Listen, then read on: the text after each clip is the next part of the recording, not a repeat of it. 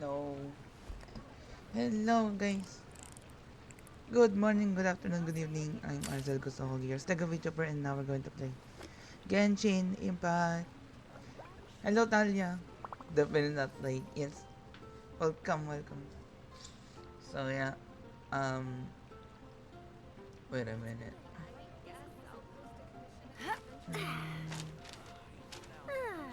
Okay, everything's working. My game is okay. Oh, look at that. They already fixed the ping. Okay, what else?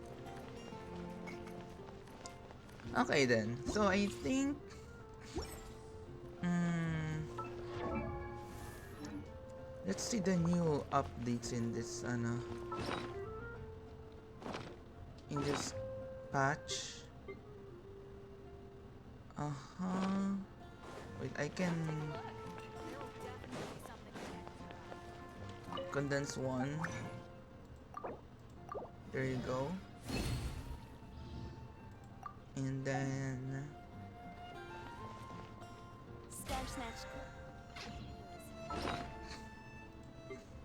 I can use,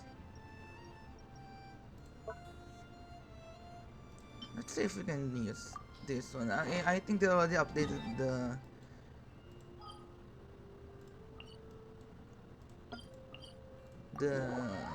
the compass for us to locate the chests. There you go. Finally.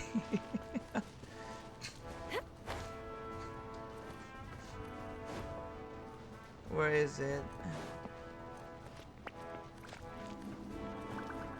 Eh? Is it up there? Here?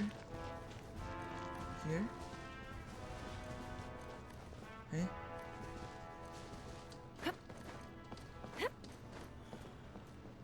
Huh? These materials are still no good for sword making. Where's the chest? It's supposed to be here. Should I light this up?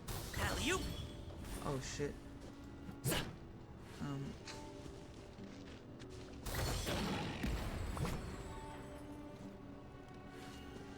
Huh.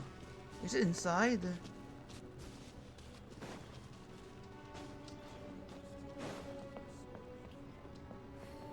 Hey.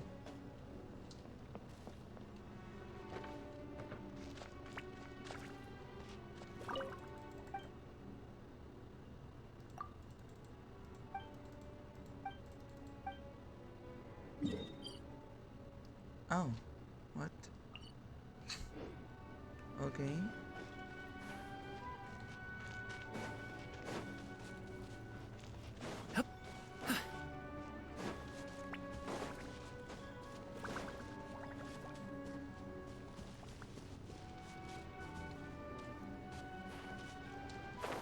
Oh.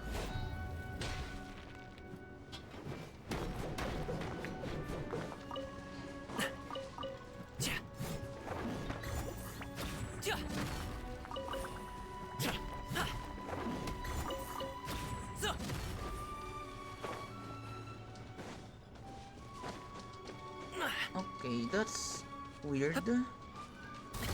Sorry, pal.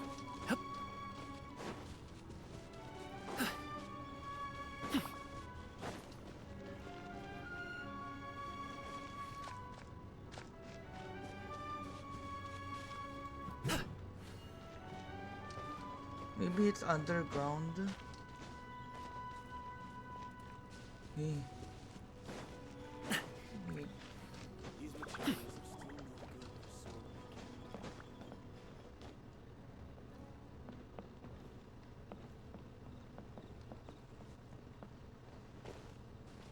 Oh, it's here. Okay. Oh, cool. This stuff looks dope.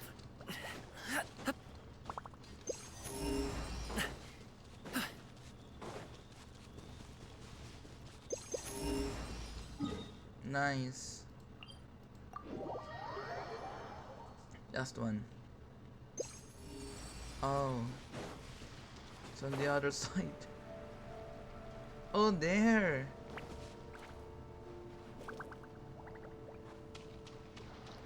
Okay, well, I'm just gonna do that next time. We're here for... Okay, so we already have that. We already checked that feature. Okay. That is nice. Many people now can do a 100% map completion thingy. So, I'm just gonna get the expedition. Add as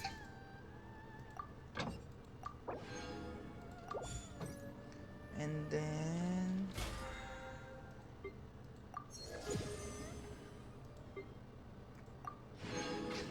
What else? Anything we can do? Or we can just explore the map first.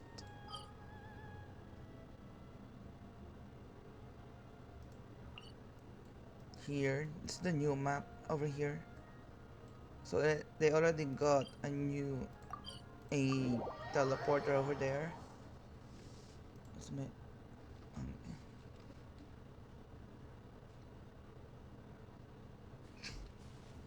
that is nice.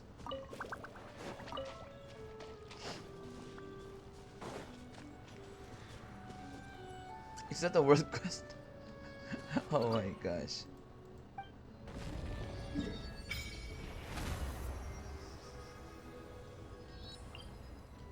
Yeah, this is a world quest. Fuck.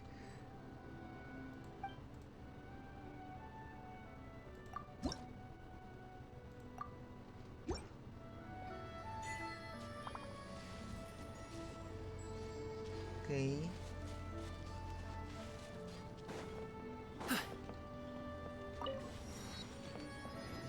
You know what? Let's do... Wait, I'll remove this one first. So let's do this first. Try...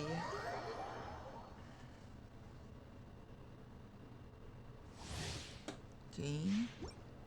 How does she work? Ew. Damn, okay. transfixed.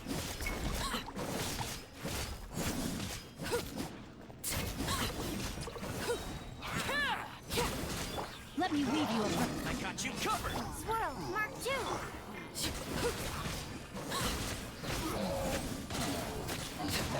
This is where you fall. What the hell happened there?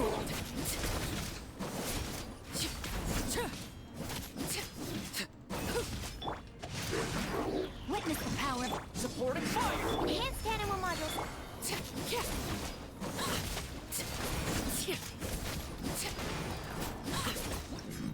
What?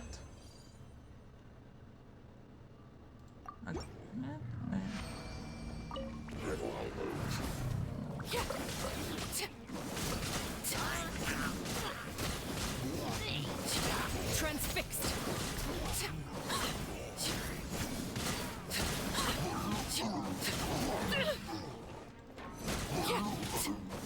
I got you covered! Let me weave you a birth. Animal hypostasis. Everlasting as the moon. Oh. Okay.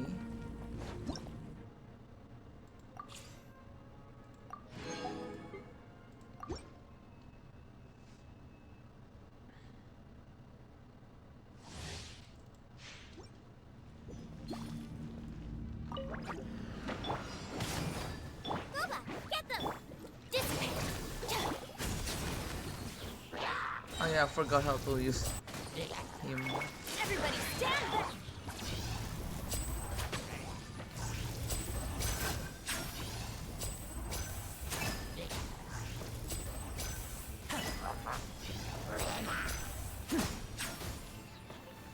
What? And voila. Oh.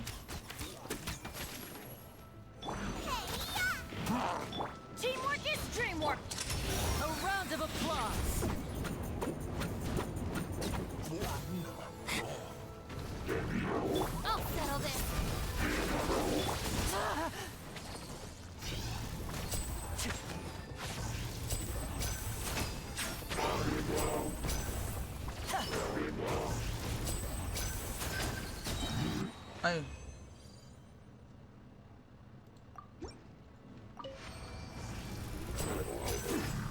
Five. Okay. Up to 5 only. Then, Step right up.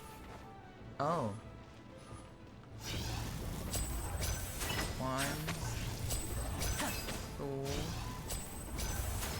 3. Oh. What? What?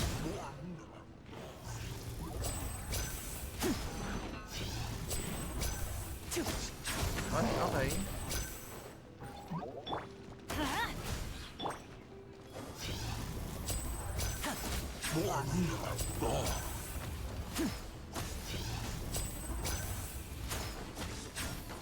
Now disappear. 1, 2. Ay. Okay.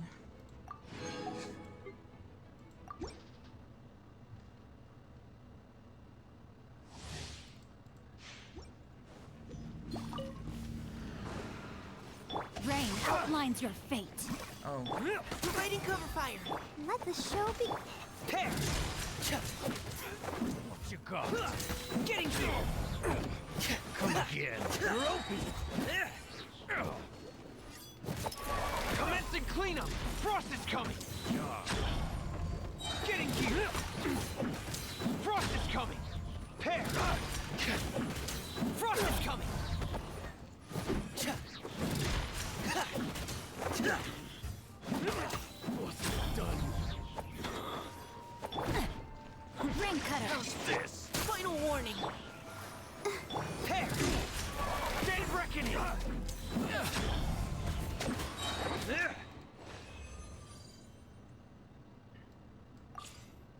Okay. I still don't get.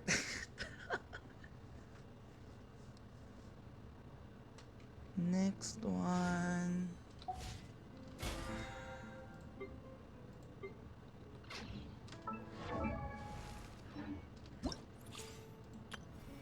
We do this.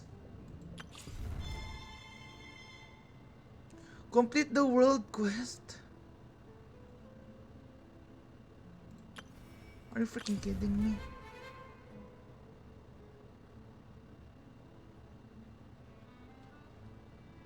Wait, what's the shadow? Oh, this one.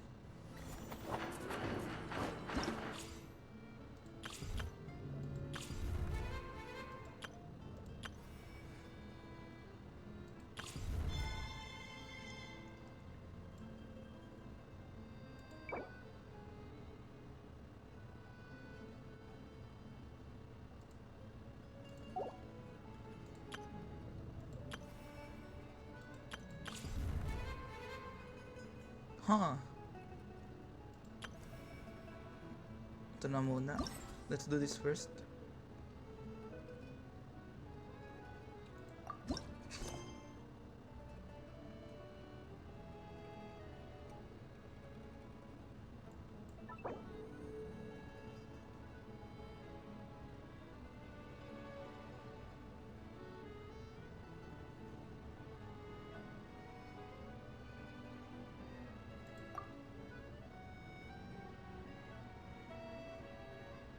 Huh!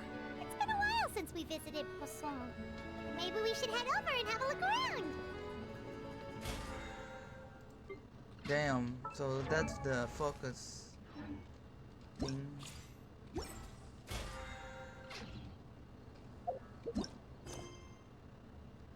Okay.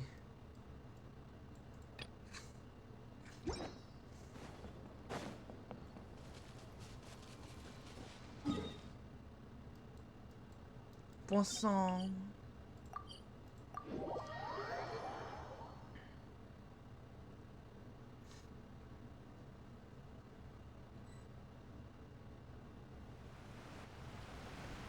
Hey, traveler.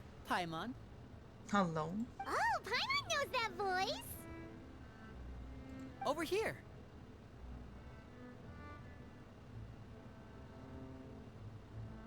Lini, it's been too long. borrow one of the more popular turns of phrase at the moment, this appears to be quite the fated reunion. Running into you two out of the blue like this has really made my day. I certainly wasn't expecting it. You can say that again. What brings you to Poisson? Wait, Paimon's got it! You must be here for one of your magic shows, right? Actually, we've run into a bit of trouble on the home front, so Father arranged for us to stay in Poisson for the time being. Oh, are Lynette and Fremine here too? Yep, along with most of the other members of the House of the Hearth. You may have noticed Poisson seems a bit more crowded than usual. So you're saying nearly the entire organization has moved to Poisson? Sounds like you've run into way more than just a bit of trouble. What's really going on? Well... Since the two of you are so curious, Oh my gosh. perhaps I can fill in the gaps. Damn. Look at the face of Paimon. Wait, screenshot. You scared Paimon half to death! I love Paimon's voice there. Wait a minute.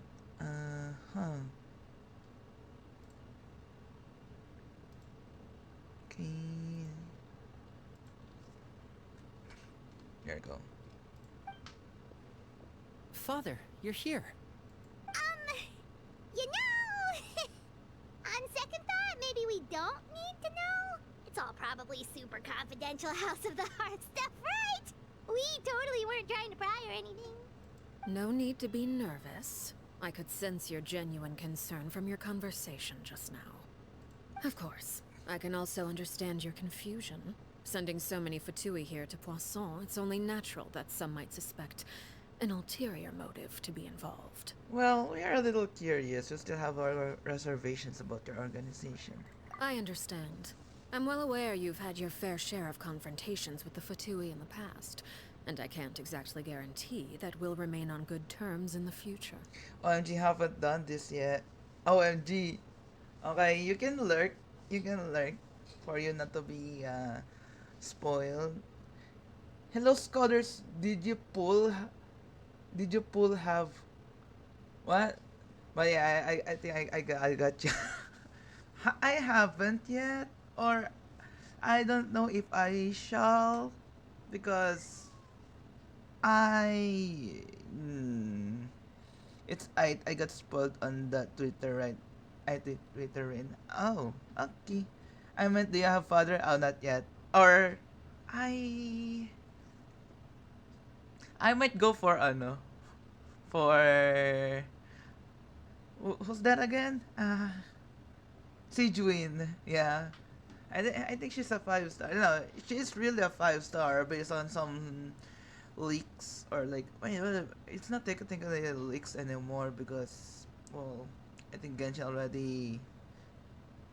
Yeah, Sijuin.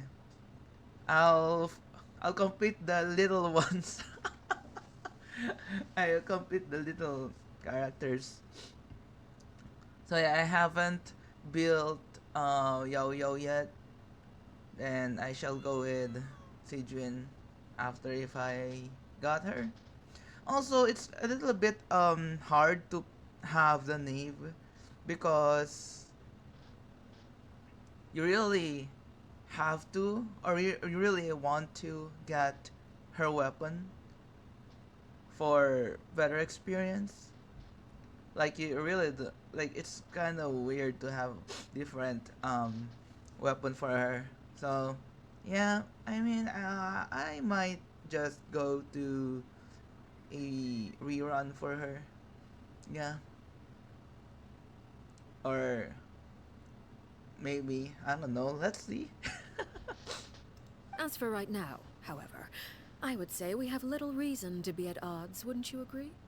The House of the Hearth could stand to be more open with those who have worked so closely with us in the past.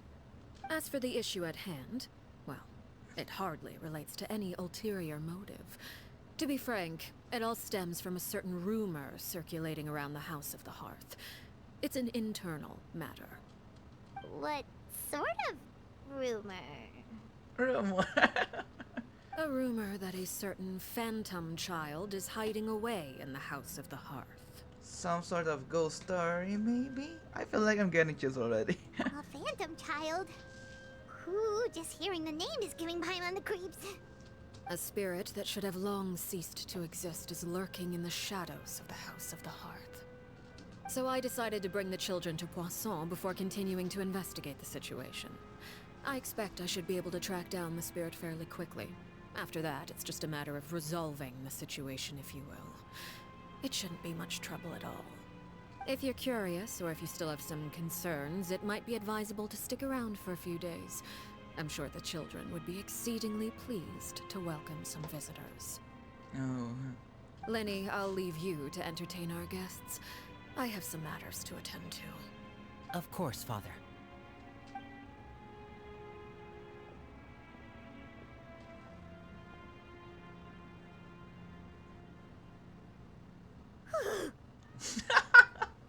I think Paimon held her breath for some quite long with Nave around. I couldn't help but feel intimidated during that conversation with the Nave. Now that she's gone, I feel like I can finally breathe again.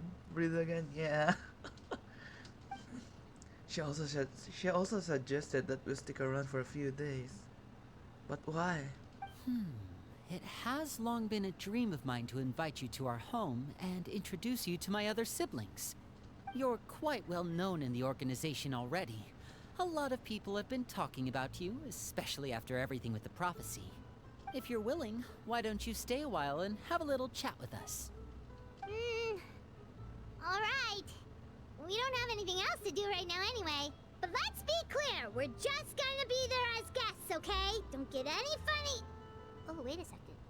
For your guests, that probably means we'll be treated to lots of yummy food, right? Yeah, right. Of course. During our stay in Poisson, we've been helping out the locals with some fishing. We bring in quite the bounty every day. In fact, today's the perfect chance for me to show you what I can do in the kitchen. Let's go. I'll take you to where we're staying. Okay. Wait, let's have some. Let's change our characters.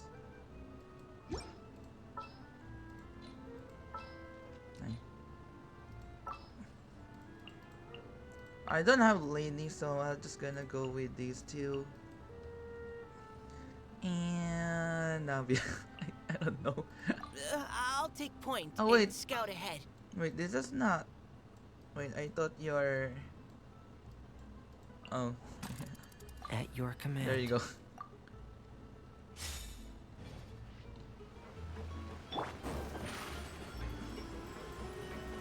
Step on up.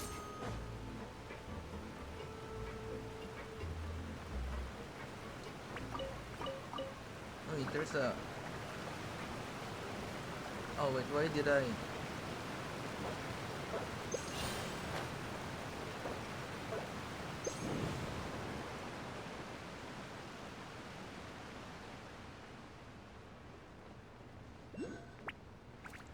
Oh, there's a. Whoa! Oh, I didn't know that. Oh, ay shit!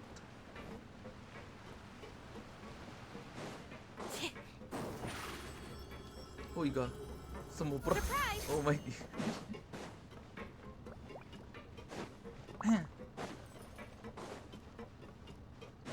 Okay, let's. Where? Should I go inside? Oh wait. Huh? There's a way here? What the? Huh? Be a house guest. Why they always have the quote and quote thingies? Where's the? Oh, here, not. Oh, okay. Oh shit. We rented this house from one of the locals to use as a temporary base. I'll come back later and tidy up a bit. After that, it should be all ready for you to stay in tonight. Wait, this is where we, in our conquest, where. Ano nga ulit yun? Furina and Aether Hid. Or I don't know, I forgot. Awesome, thanks! So, where are we off to now? Well, when I happened to run into you two earlier, I was actually in the middle of distributing some supplies. With this many people staying in Poisson, we have to bring in outside supplies every now and then. I should probably make sure the rest of these provisions get delivered. Otherwise, people might start to get antsy. Okay, we'll come with. There are all sorts of rumors about your organization floating around out there. Paimon's not sure if she could even take a wild guess as to what's true and what's not. I love how Paimon said that. But now that we finally have the chance to see a day in the life of the house, we can take a good look at how you operate. Well, you're more than welcome to come along. Just follow me.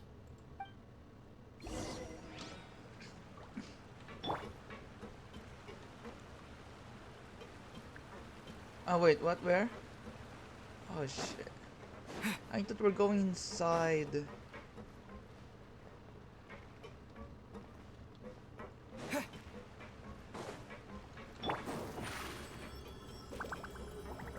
Step on them.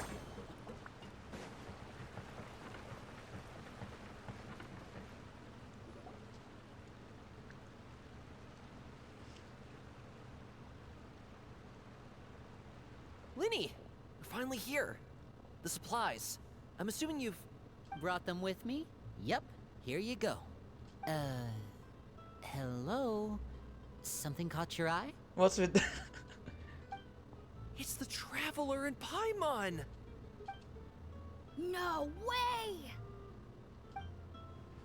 Come here, everyone! Hurry! The Traveler and Paimon are here! Oh, we're celebrities. One at a time, please. Don't crowd around them all at once. We don't want to scare off our guests now, do we? Oh, it's alright! Gotta say, Paimon didn't realize we were this famous. Of course! Father and Linny have told us so much about you. Father told us about how you helped Linny. According to her, you're a trustworthy friend. And as far as she's concerned, that's pretty much the highest compliment we've ever heard her give. As you can imagine, everyone's been very curious about you. I heard the Traveler is so strong that he can move a mountain with his bare hands. I heard Paimon eats so much that she can clean out the entire pantry at Hotel Tabor in just 3 days. Is that even a compliment? Wait a second! That's the rumor you heard about Paimon? Oh, not cool at all! Mine's also a bit of a stretch. Oh, wait! When guests visit, you're supposed to give them gifts and stuff, right? Oh, we don't need something like that. Besides, we don't have anything to give to you! Come on, we insist! I can give you some of my new potions. Just pick your poison. And by that, I mean medicine or actual poison. I've got both. What the frick? Or maybe Shaplo can teach you guys about stealth. He's super good at it. He's never been caught. I love how their voices has a little echo on it because we're in an underground full of metals and shit. Yeah, love the detail. Ah, now that's not a bad idea. I know you usually prefer to fight head on, but it never hurts to expand your bag of tricks, right? When it comes to eliminating your enemies, staying quiet can go a long way. Trust me, I would know. I was poisoned not too long ago, and I'm still dealing with the after effects. So I'm not quite as good as I was before, but I can still give you some pointers. Why are you poisoned? Wait, when you said gifts, Paimon didn't think you meant poison and stealth tactics. But those are the best things we can give you. You don't like them? Ooh, how about this? Tell me the name of someone who really annoys you, and we'll teach him a lesson for you. No. The danger suggestions keep on coming on another. You start to get All right, overwhelmed. Fold, Selwar. I think that's enough suggestions for now. When it comes to being a good host, it's the thought that counts. You don't need a physical gift to make our guests happy. In fact, pestering them with suggestion after suggestion might make them more annoyed than anything. I would say your enthusiasm has certainly gotten across. Really? Absolutely, we definitely feel the love. Awesome! It's been so long since we've had guests to play with. If there's anything you need, just let us know. Yeah, especially if it's poison or something. Oh my I got gosh. all sorts of potions for that. Well, we'll talk to you all later. We've still got supplies to distribute.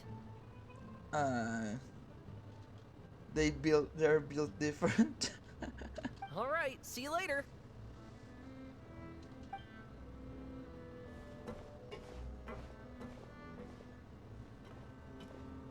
Bye!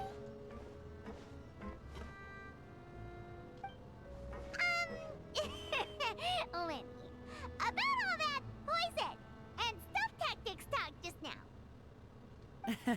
Scared you, did it? That kind of talk comes with being part of the House of the Hearth. When Foltz was really young, he strangled all of his family pets, just out Oh. of curiosity. He was labeled a dangerous problem child and was abandoned by his family. What the freak?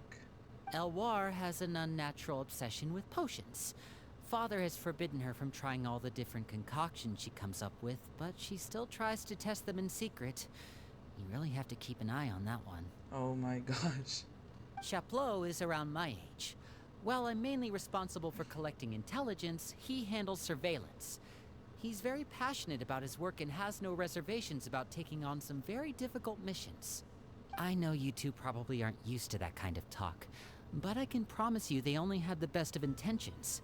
Things like stealth tactics and developing different poisons, they really mean a lot to them.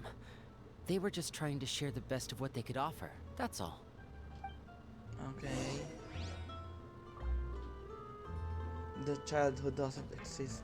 Continue distributing the supplies.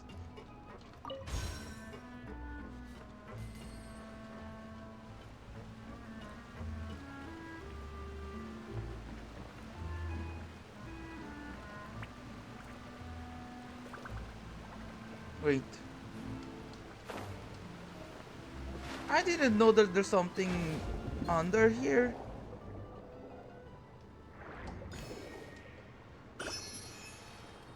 Since when?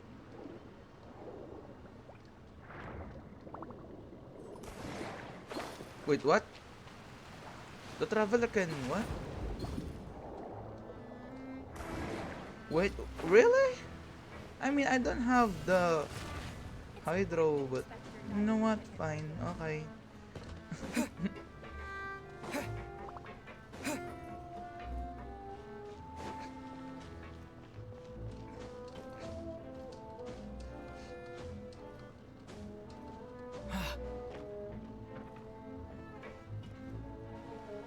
Filial, supplies are here.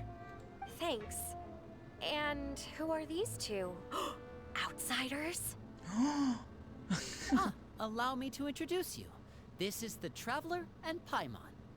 Oh, you're the famous duo I've been hearing so much about. It's nice to meet you. I heard you've traveled to all sorts of places. Is that true? Of course! We're making our way all across to that! Oh, good for you. You must be pretty familiar with Fontaine by now, then. Have you seen the new opera that started running recently? I think it's called... The 4,000 Thieves? Oh, this is the first we've heard of it. It seems like it's going to be fantastic. From what I've been able to tell from the posters, anyway. You should definitely check it out if you have the time.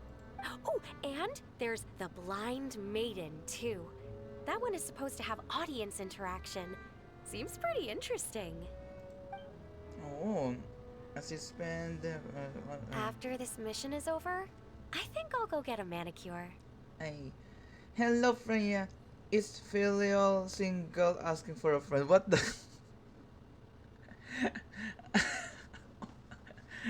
uh, you might have some what do you call that? Kalaban, ang tawag dun? A bit of competition here because I think this guy has a thing for her. I don't know. A rival, there you go. Yeah. Oh, maybe I should dye my hair. Wonder how much it'll cost. Or maybe they are just siblings. I don't know. I don't know what their relationship, but well, might be she's single. Is it just Paimon, or do these two seem much easier to get along with than the others? Looks like the House of the Hearth has some normal members after all. That should have been me, not him. I mean, I mean, the guy. We don't know. We don't know if they're siblings or not. Oh wait. Uh, you you you're you just slipped, bruh. I heard that. Yeah, see, Filial heard that. Oh! Oops. I'm guessing you're referring to Foltz and the others? Yeah, we're definitely not all like them. Lol. I bet those crazies are practically foaming at the mouth right now. I'm sure they just can't wait to get back to Snezhnaya to carry out the plan. That's enough, Filial. Wait. Oh, you're. I. Don't talk about family members behind their back, right? Whatever. Let's go. Guess this is goodbye then. If you ever have some time, we should go see the opera together. I also love how the model or the character Filial made, because it's kind of unique as far as I know. Wait. Yeah, the hair is different. The face, well, the face is always the same with others, but there's something different. The whole thing. Wait. Yeah.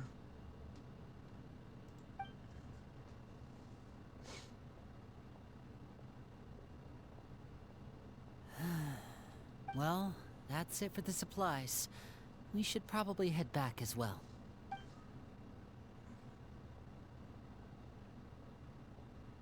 Well, they didn't seem too happy with each other. Seems like there could be something more going on here. We should observe for now. It's better not to pry. You're right. We're only here as guests after all. Oh, Linny's getting super far ahead. Come on, let's catch up.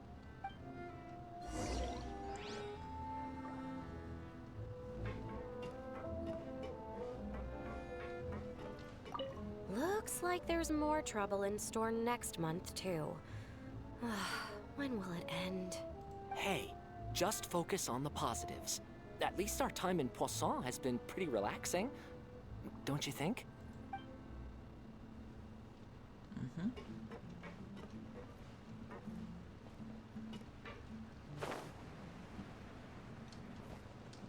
Oi! So, what do you think of the members you've met so far? They've certainly got a lot of personality. Well, Father is always encouraging us to be strong-willed and independent. So if there's one thing we've got, it's people who aren't afraid to speak their mind. Well, I should probably get cooking. Wanna join? Of course! Then let's head out and... Huh? Fremine? What are you doing here? Oh, he's just there. Well, Fremine! Nice to see you again! Oh, you too. I heard you're here as guests of House of the Hearth. Welcome. We were just going to make some food. Why don't you come along? I could use some help in the kitchen, and I seem to remember you mentioning you wanted to make seafood soup for the traveler in Paimon. Seafood soup? Oh, Paimon's drooling already. Were you looking for something just now, Fremine? Maybe I can help. It's nothing. I just wanted to see if there were any extra supplies. Yeah, we've got some left over. What do you need? Some food and water. And some clean cloth, if possible. No problem. Give me a second here. Food, water... Wait a minute. What do you need all of those for? You're not on any missions as far as I'm aware, and you were just going to come eat with us. So what's this all about? Oh ho ho. I thought I'd grab an extra portion because I get hungry at night. Could be because I'm growing, you know? And... Fremine. You remember what I told you? You're not like me. Your lying skills still need some work. Tell me what's going on.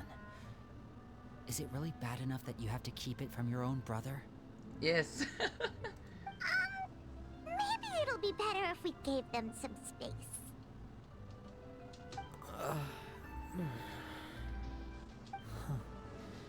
This is the first time I've seen that kind of look on your face. Whatever happened, does it have something to do with Father? yes. Just follow me. Oh ho ho. What's this?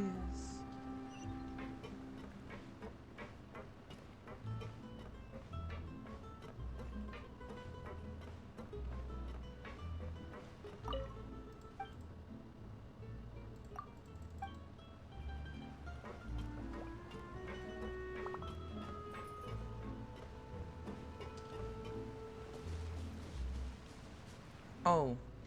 You're back! Oh, and you've brought some friends with you this time. Hello, my name's Linny. I grew up in the House of the Hearth. And you are? Hi, Linny. I'm also a child of the House of the Hearth, just like you. Wait a minute. Wait, is this? Wait lang. Is this the child? Wait a minute. Nave short video. Hindi, putik yan. Hindi yan. The Nave. The Rise of the Nave. Images. Is this the kid? Oh, frick me.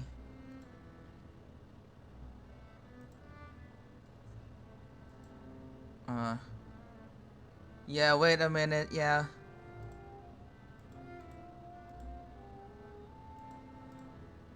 Because it has red hair. Is this... It's not loading, what the frick? Wait! Shit! Oh my gosh! It's Arlecchino's friend. Freaking oh my gosh. Wait. I'll check another one.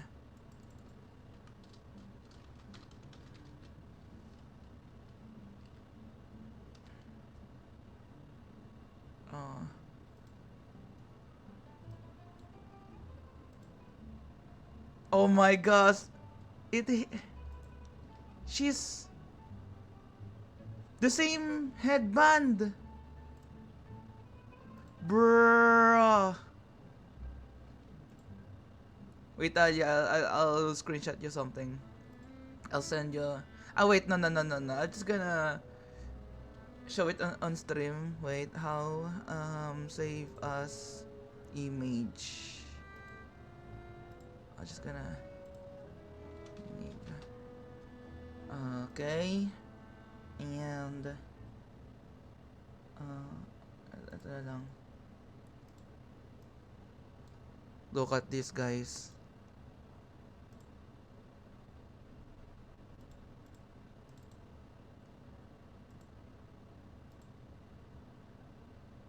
Bruh. It's her. Oh my gosh.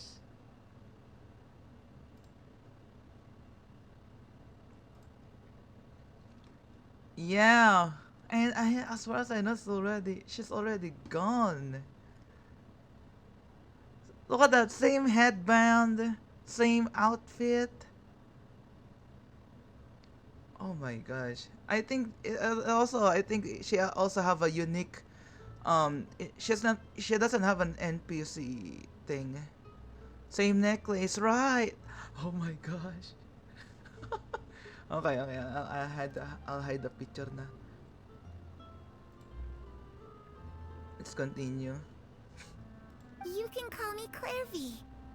Claire V. Clairvy? It's nice to meet you. Oh my gosh. Does that name ring any bells, Lenny? No, not at all. That's not a name we have on our roster, I'm sure of it. What I'm not sure of, though, is how she managed to sneak in. She must be the phantom child Father's been searching for. From the looks of it, I'm guessing you were the one that found her, Fremine. You, haven't told Father, have you? No, I haven't told anyone. I've just been keeping her hidden. For how long? About half a month now. So ever since we got to Poisson, then. Do you have any idea what you're doing? I know what I'm doing. Really? 'Cause from where I'm standing, it looks like you're hiding the very person Father has been trying to find. If Father finds out about this, everyone involved is going to be punished. You know the rules of the house, Fremine. I know you do. Father doesn't tolerate any form of betrayal. So why are you doing this? I've thought it through. And I just can't hand her over like that. Linny, don't you remember last year? Sheplo nearly died after getting poisoned during that one mission. He wasn't able to get back before the poison started taking effect, and not a single person was there to help him. That night, while I was sleeping, I heard a voice telling me to go save him. I opened my eyes, but I couldn't find the source of the voice. I thought maybe I was just hearing things, but I went to look for him anyway. Luckily, I got there with enough time to save his life. That feeling of being haunted, of hearing voices, it's happened many times in the House of the Hearth. I'm sure you've noticed. So what you're saying is, that was her? She was the one who spoke to you that night? Unless there are other spirits roaming around the House of the Hearth, I don't think there's any other possibility. If Clairvy were our enemy, it wouldn't matter whether she was a spirit or an actual child. I would have acted without a second thought, because that's what Father ordered us to do. But she's been living with us, helping us from the shadows all this time. I think that makes her family. I couldn't just hand her over to be dealt with. Not when there's so much we still don't know. So what's your plan then? You can't keep her here forever. Someone is bound to find out eventually. I haven't thought that far yet. I don't want to disobey an order from Father, but I also don't want to put Clairvy in danger. Come with me. There are a couple things I'd like to say to you in private.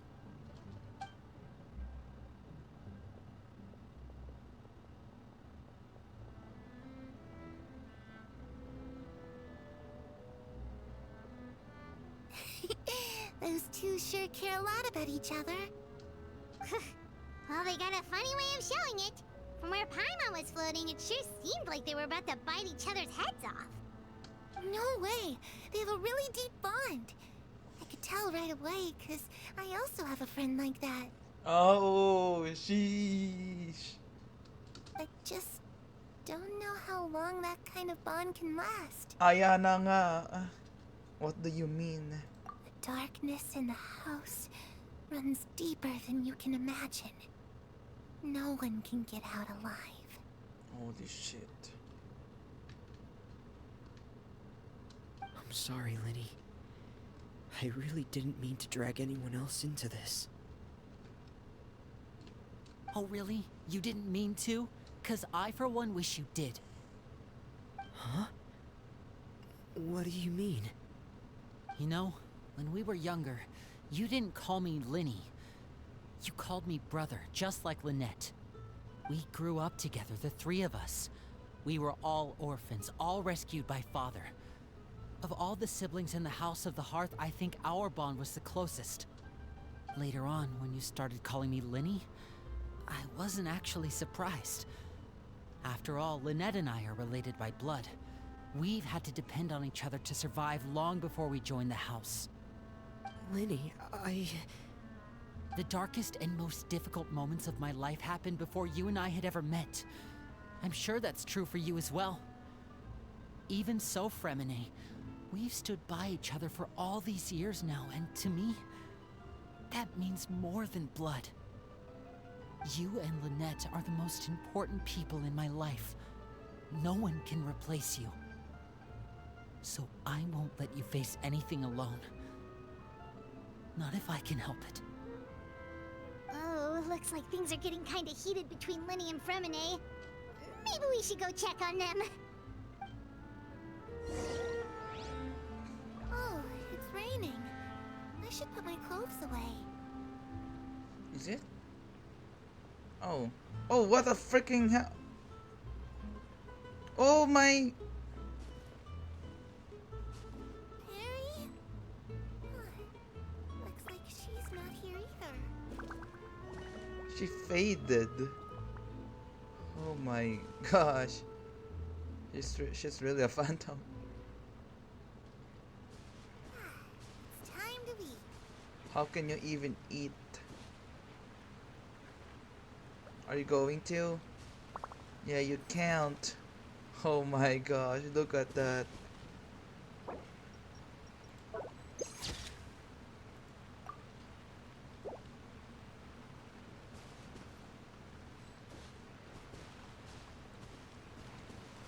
Damn. Hey, you two! Hope we aren't interrupting anything. Like a fight, or... Oh, wait a minute, Fremine. You're not crying, are you? Is everything alright? everything's fine. Thanks for asking. Well, we're all friends here, right? We've been through so much together, so if there's anything we can do to help, just say the word. It's just a small family dispute. It's not something our guests should trouble themselves with. In fact, it might be better if your stay ended here. Oh, but sometimes having guests around can come in handy. What are you getting at, Traveler? When guests are around, families are often on their best behavior. And any disputes are less likely to escalate. That's what you're trying to say, isn't it? Exactly, I think it'll better be if we stick together. If we stick around. I just... Thank you. I was really hoping to keep you out of it. But even if I could think of some other reason to turn you away, I'm not sure I could convince you. I know things could turn dangerous, so I promise you this. From now on, I'll protect you like my life depends on it. Me too. Well, back to the matter at hand then. If we don't plan on handing Clairvy over to Father, then our only other option is to solve the mystery of her identity before Father is able to track her down. That means finding out where she came from and what she's doing here. Then we can send her on her merry way and pretend like none of this ever happened. I've tried that already. And? And... nothing. I tried taking her somewhere really far away, but... after some time, she just reappeared. She even came with us all the way to Poisson. It seems like wherever the house is, she follows. Oh my gosh, that smile. That, I don't know if it's a happy smile or it's a sad smile, but whenever I see that kind of smile, it seems like it's sad. I don't know much about spirits. Do you two have any ideas? Let's see here. Paimon remembers hearing something like, if you fulfill a spirit's last wish before they died, they'll let go of whatever's keeping them here and return to the ley lines. Oh, it's just that Paimon doesn't really remember where she heard that, so it's not guaranteed to work or anything. Well, I think you heard that from A with the... Yeah, I remember that scene. Well, sounds like it's worth a shot. Guess that means we should go ask her about her wish. But first, Fremine, I need you to promise me something. Oh yeah, maybe it's also on the part where the masked lady. Yeah, that's also, I think, where she got it, where Paimon got that thing. What is it? I need you to promise me that this will stay between the two of us. We're the masterminds behind this whole thing. No one else gets involved. Can you do that for me? Of course. I promise. All right. Then let's seal the promise just like when we were kids. Fist bump on 3. Ready? 1, 2, 3. I swear. Oh. Oh.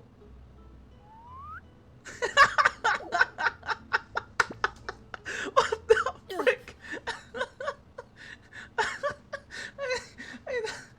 I love how Linus was so shocked. Like Whoa! Lini was so shocked. Like, bruh. Lynette! You scared me. Well, she has the animal vision after all. But what a surprise! What brings you here, dear sister?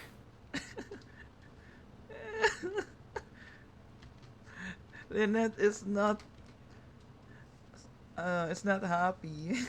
And, when exactly did you get here? You're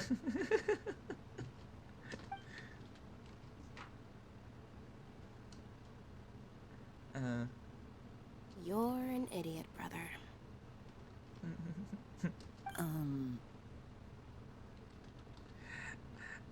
I think if it's in Japanese, it'll like it's like ano, Anicha no baka. And you too, Fremine.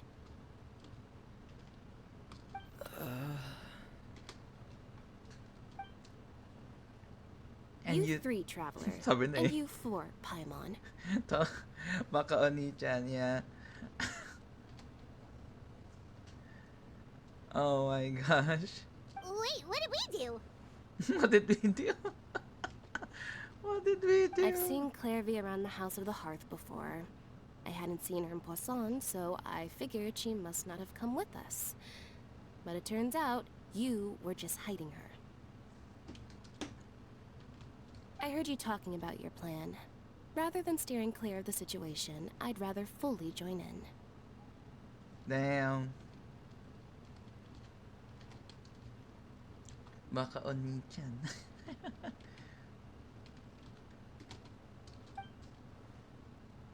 Oopsie. If you don't agree, I'll have no choice but to report everything back to Father. Simple as that.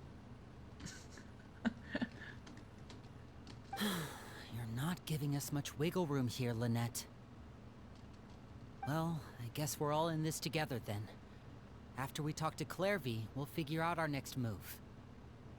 There's no time to lose. Let's go.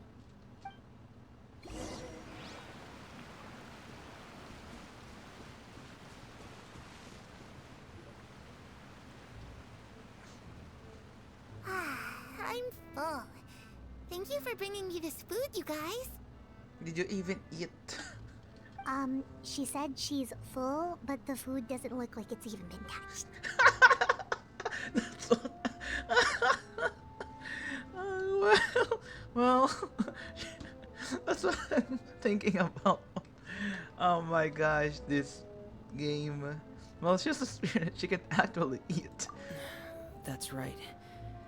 Based on what I've been able to observe, It doesn't seem like Clairvy can interact with the physical world at all.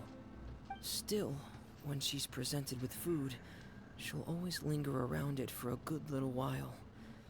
Maybe, in her mind, she really is eating those things. Does she know that she has already passed away? I've tried to ask her, but she didn't answer. My guess is that she's just as confused as we are. Or maybe she couldn't understand the question at all. Mm-hmm. Hand her to Hutao. Clairvy, if you've got some time, I'd like to ask you a few questions. Sure. Oh, another new friend. Hi, I'm Clairvy. Hello. Hello. Clairvy, how did you join the House of the Hearth? Huh? Isn't it the same for everybody? The knave brings you here and then you can't leave. It's just that your name, it's not on the roster. And I've never seen you before. The roster?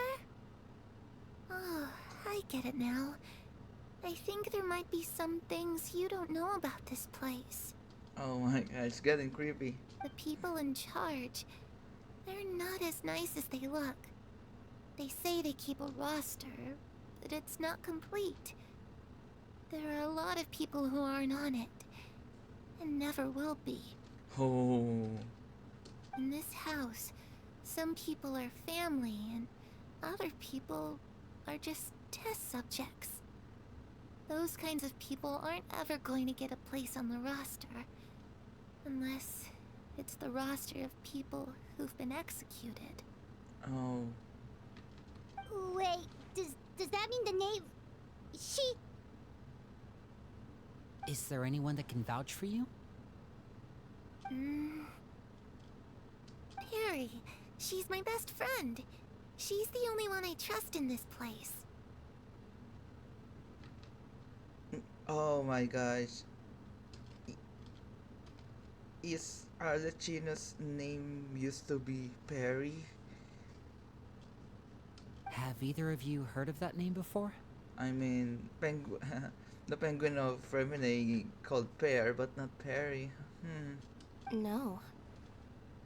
Me neither. Oh. Clairvy, Perry. Neither of those names are on the roster. But it seems like she's telling the truth. Either that, or this kid's already got a bag of tricks bigger than mine. Maybe we should try a different approach. Clairvy, do you have a wish? A wish? It can be anything you want. Just imagine. It's your birthday, you're blowing out the candles, and your wish is...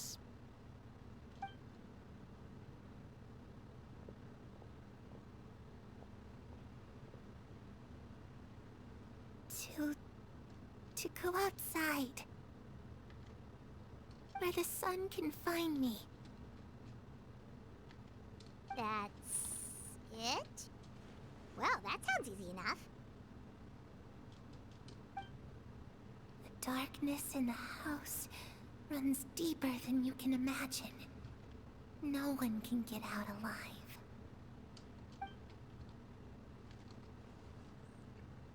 What did she mean by that? Things can't be this simple. Okay, time to divide and conquer. Listen up. I've got a plan. I'll try and find a way to use basic illusory magic to take Clairvy outside and bring her somewhere with sunlight. Lynette, try and find the list of executions that Clairvy was talking about and see if her name is on it. She missed the chance to get 1 billion more. Brr. I mean, where she can use that 1 billion more if she's already, a spirit already. Fremine, you stay in Poisson. We can't be the only ones who've had run-ins with Clairvy. I need you to collect intel on everything she's said and done. Understood. I'll try my best. what about us? What should we do? I really appreciate your willingness to help, but this is a family matter.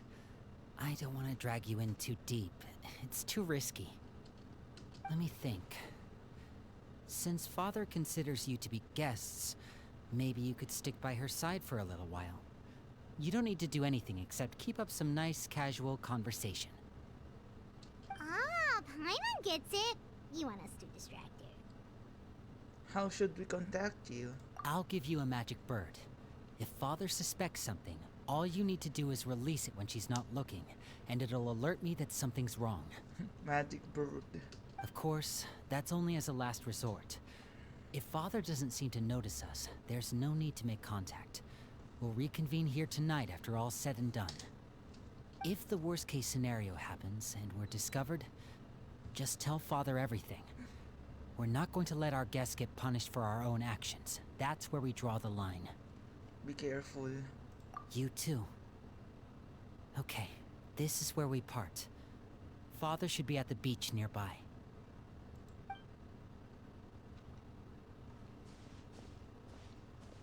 I really hope this goes well. No, it has to go well. That's the only way this can get resolved.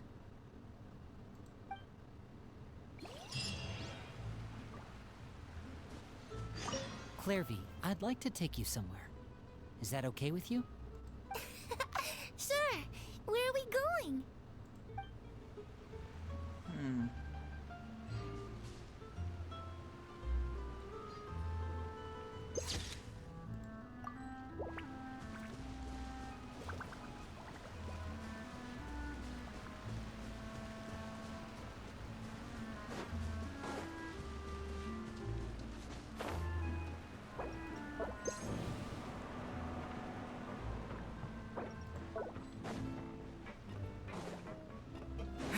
Wait, where?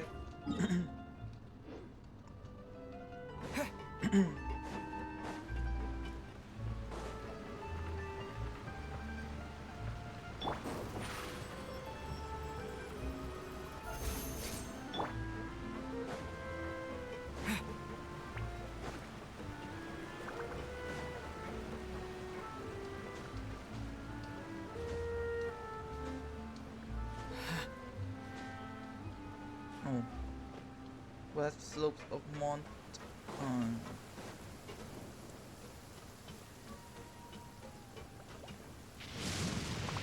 Oh, it is raining.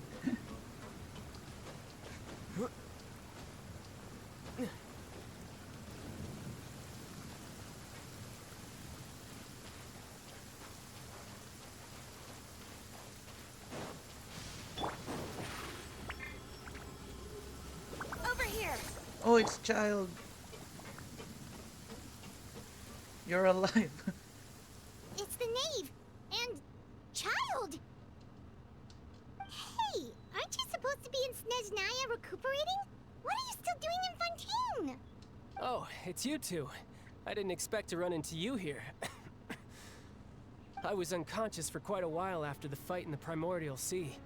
After I woke up, I realized I was being taken back to Snezhnaya, and well, Wait, did you already get your vision? I couldn't have that now, could I?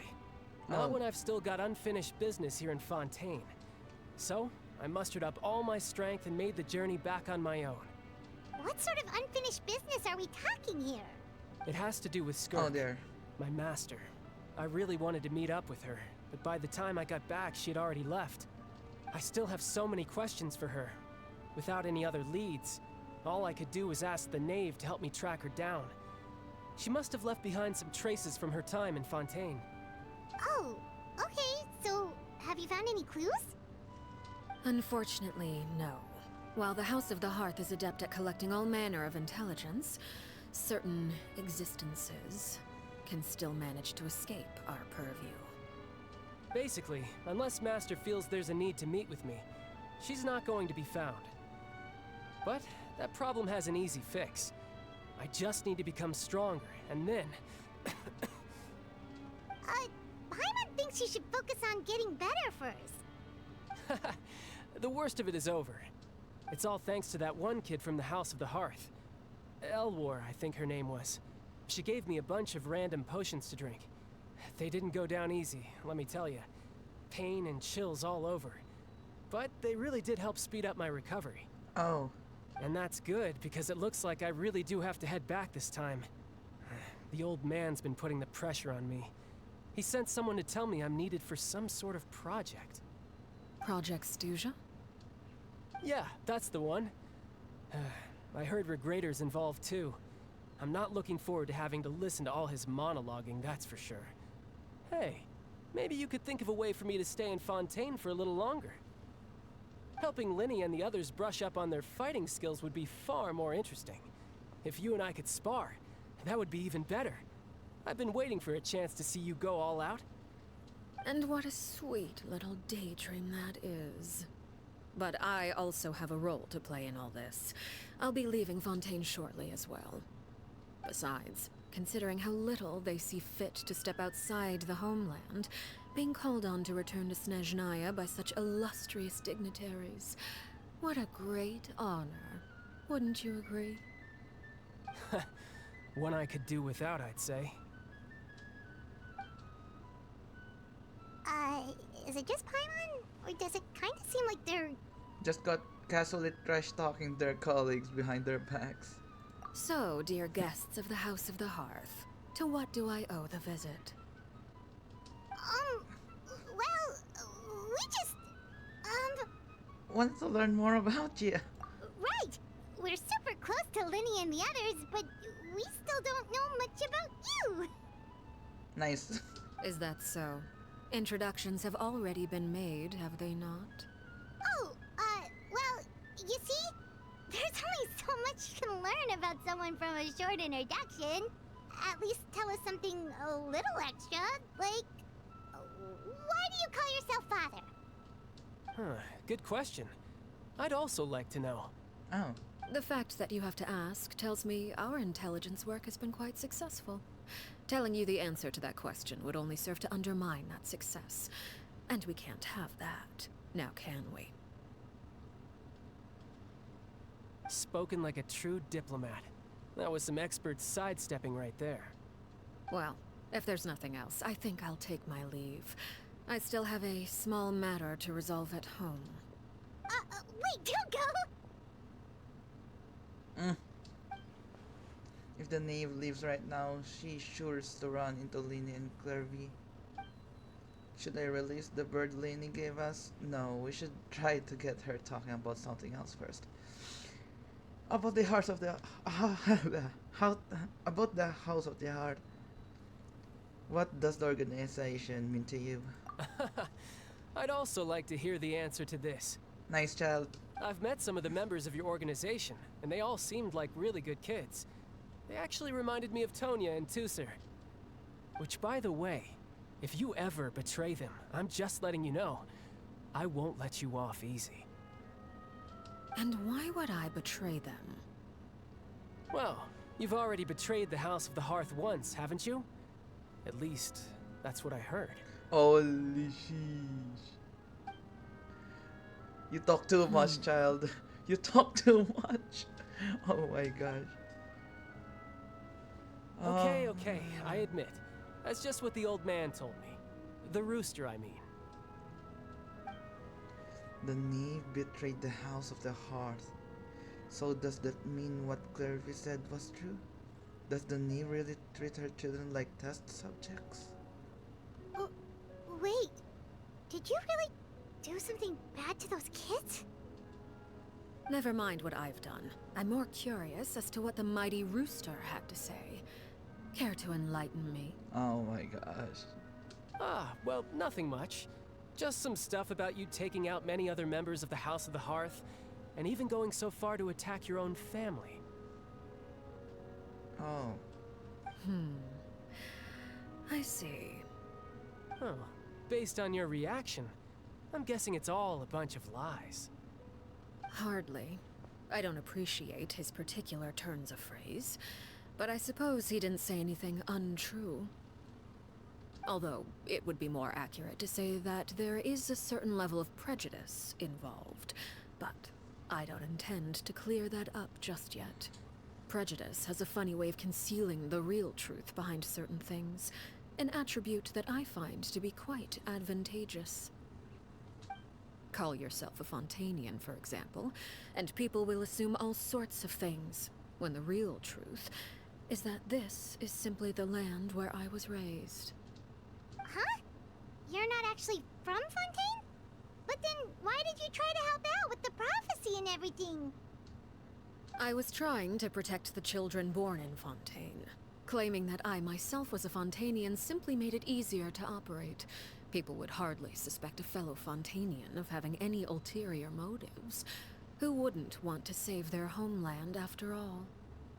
The primordial sea wouldn't have any effect on me, but it would have caused great harm to the House of the Hearth. Well, you wanted extra information, didn't you? There you go. I hope that satisfied your curiosity. So much for learning anything else about her betrayal. She probably only revealed that other secret in order to change the subject. It seems like she's trying to avoid talking about her past. So, you stayed in Fontaine for the kids. I guess I was wrong to believe you'd betray them. Apologies. Looks like I was holding on to some prejudices myself. Good. Like I said, I like it when others have misconceptions of me. Oh. Actually, while I was recuperating at the House of the Hearth, there was something else that really caught my attention. I heard that members always resolve disputes and arguments with a friendly spar, and the loser has to back down. Seems pretty cool if you ask me. Would also give them plenty of opportunities to hone their skills. Well, that's only a recent development. In the past, such spars weren't nearly so friendly. The losing party would lose everything, including their life. They were that high stakes? Whew, at least that's not a thing anymore. Well, the current atmosphere's not half bad. I'm a bit jealous, actually. You've got so many family members around you, and you even get to live with them. Having a lot of family around means dealing with a considerable amount of bickering and scheming. Once Tonya and Tusser enter their rebellious phase, I'm sure you'll understand. Just imagine. Tusser becomes obsessed with plucking out strands from the rooster's mustache, or Tonya decides to dye her hair 42 different colors. Oh. Okay. I get the picture. As the conversation shifts to topic of Tanya's child shared story, it's the type of conversation that will usually leave you falling asleep, but yeah. Well, would you look at the time? I should probably get going. Traveler, Paimon, I'm not sure where our paths will cross next, but the next time we run into each other, we should definitely try and find some time to spar. Again, maybe this is a conversation we can have when you look less like you're gonna keel over. All right. Well, thanks for everything, Arlecchino. No thanks necessary. You also played a part in obtaining the Gnosis. I would say we can call ourselves even. I like the sound of that. Well, I'm off. See you all some other time. We should probably get going too. Do you want to head back with us? Oh? You want me to leave so soon? Oh, well, you see, I'm rather enjoying the evening breeze. If you don't mind, I think I'll stick around for a bit. I have some things to think about. Apologies for not attending to you like a proper host. Please forgive this slight. I do hope you'll have a pleasant stay. We managed to keep her distracted until nightfall. Good thing Child was there to keep the conversation going. You don't think she suspected anything, do you? Oh, I wonder if Liddy ran into any issues. Let's hurry back and see how everything went.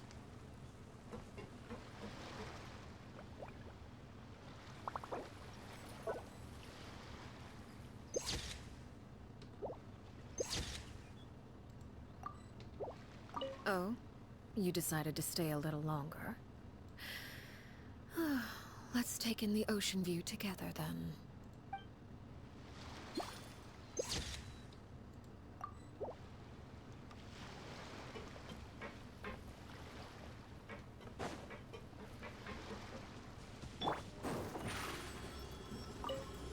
I don't know what to say. I'm just gonna head back, I guess.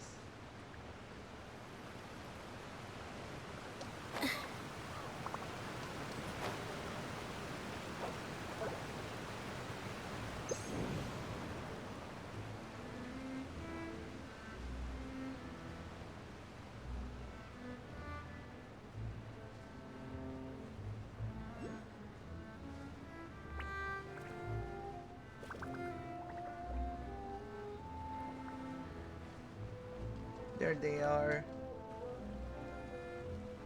Lenny, how did everything go? Well, long story short, we ran into a small issue. Clairvy can't go into the sunlight. What do you mean? Everything was fine at first. She followed me up to the surface just like I told her.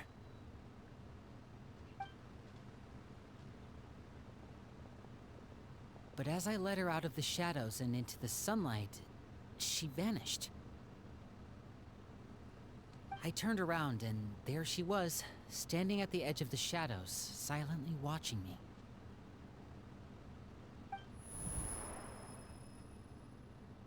Huh.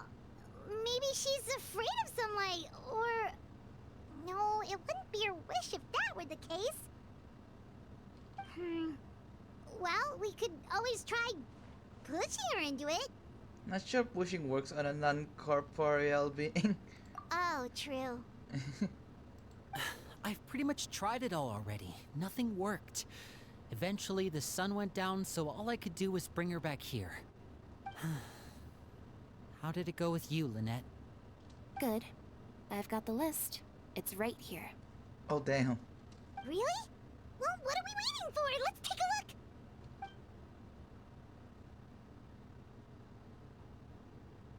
Oh, that's a lot of pages. Oh, it's gonna take forever to get through it all. We can each take a section. Here. La Pouillade, L'Endroit, Chambel, Horaire. Horaire, L'Endroit, La Poète, Jambel. Oh damn.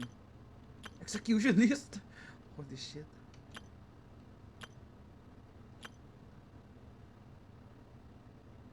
Oh, wait a minute. Okay, this might become in handy.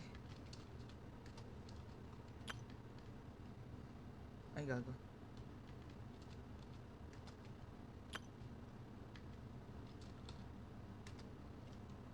Okay. Oh, yikes. That Aurora guy has a huge scar on his face. He's kinda giving Paimon the creeps. Ah, I've met him before. The scar is from an injury he received during a mission.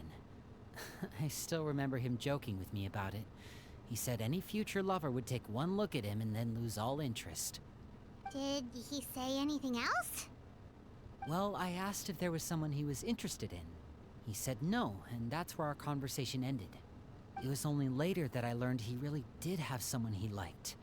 He risked everything to escape so he could be with her, but it didn't work.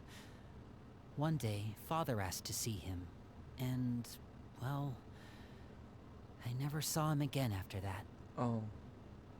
Wait, so that means the knave, she... It may seem cruel, but it's just one of the rules of the house. Betrayal is not to be taken lightly. We know too many secrets to come and go as we please. So, if you do try to leave, you pay with your life. I saw an atmosphere descends over the group. Her name's not here, huh? Well, that's not too surprising. It doesn't seem like this list is complete. It only contains records dating back around 5 years. Let's shift our attention then. Fremine, were you able to find anything out? Fremine. Sorry. I was thinking about something. I managed to talk to quite a few people, but I couldn't help but notice that the atmosphere in the house was a little strange. Strange. Yeah, I mean, I know there have been arguments in the past, times when people haven't gotten along. Chaplot and Filiol are a good example of that. Oh, those are two of the people that we met while delivering supplies. Paimon can see how they might not get along. They had very different vibes, and their, interests seem to be pretty different as well. That's to be expected, actually. Father brought us all here, shared her knowledge with us, taught us how to fight. That's one thing we all share. But that's also where the similarities end. Not all of us feel the same desire to stay here. As members of the House of the Hearth, we're also considered part of the Fatui. And to a lot of people, that's an identity they never asked for. Certain members get older and realize they want something else for themselves. But considering the rules of the House, most people would never say that out loud. People like Chaplot and Foltz are loyal to Father and her vision. They're proud to be part of the Fatui. Filiol and Nantoy, on the other hand, well, they aren't quite as enthusiastic. These kinds of conflicts have always been there. It's not like Father is in the dark about any of this. Well, that's true. But it just feels like things have gotten worse lately. Filiol and the others, it seemed like they were meeting in secret to talk about something. I can't say for sure, but I think they've met Clairvy. You think she's been inciting them to act out? No, not exactly. But I wouldn't be surprised if she said something to them about the darkness in the house and how deep it runs. She's told me about it before. Experiments being run on children. People being used as pawns on the battlefield without so much as the strength to survive. And they just believed all that? Without any evidence? Clairvy's words probably gave them the excuse they were looking for. Whether they actually believe them to be true is secondary. This is all because of Project Stuja, isn't it? Whoa. Hold on a second. What's this Project Stuja all about, huh? This is the second time it's come up now. Sorry, but I'm not sure of the details either. I only know what Father has told us, which is that it's something the Rooster and Regrader have been working on together. Apparently, it has to do with the Fatui's strategic plan for the future. Because the House of the Hearth was so successful in obtaining the Gnosis, we now have the honor of playing a key role in Project Stuja. Wait, but isn't that a good thing? Key role is just another way of saying dangerous role. To us, the whole thing is an inconvenience. Father thinks so too, but she's in no position to refuse. Their plan isn't exactly unreasonable, and they've been funneling the house a lot of funding. It's just that we'll lose a lot of members in the process. Participating in the plan, it's an honor in name only. What they're really trying to do is subdue us. The existence of an intelligence organization outside their control makes them feel uneasy. Looks like the Fatui are plotting something big. But given how little Lainey and the others seem to know about it, I probably won't be able to learn much. I should keep a sharp eye out during any future dealings with the Fatui to see what I can learn. Okay, super complicated top secret Fatui business aside, what does all of this have to do with the conflicts you were talking about earlier? Paimon doesn't get the connection. External pressure has a way of exacerbating internal strife. You can't overlook the power of fear either. People are afraid of dying, and that fear is often the impetus for a lot of stupid decisions. I thought resolving the Clairvy situation would make everything go back to normal. But it looks like things are more complicated than I thought. If we leave Filiol and the others to their own devices, sooner or later, Father will be forced to take action. We can only focus on one situation at a time, brother. You're right. Even if we confront Filial and the others, it won't do any good. It might even make matters worse. We should focus on Clairvy for now. Well, it's getting late. We should head back and get some rest. We'll try again first thing tomorrow. Lynette, you stick with me this time. Fremine, keep a close eye on Filial and the others. Make sure they don't do anything they'll regret. Good work today, everyone. Have a good night, and I'll see you tomorrow. Oh,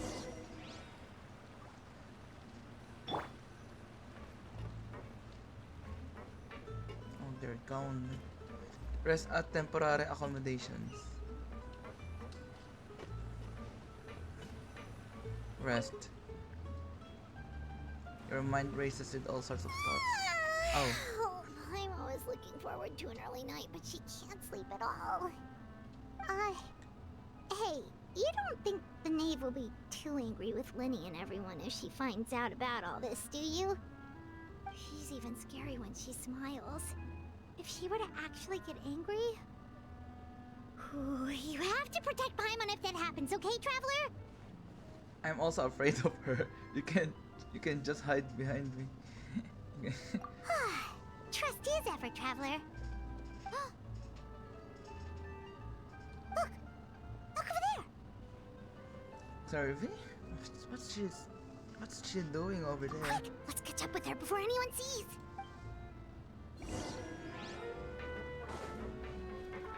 It's onion. Oh.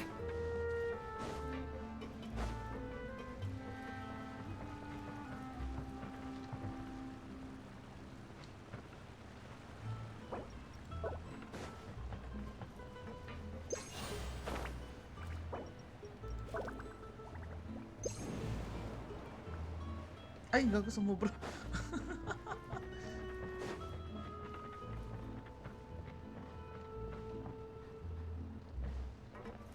Over there! Oh. Clairvy!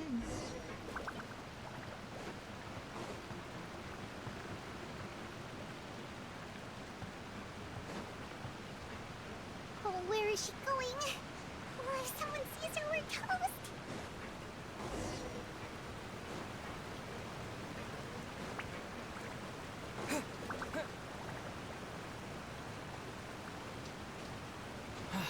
Still night though. Oh freak.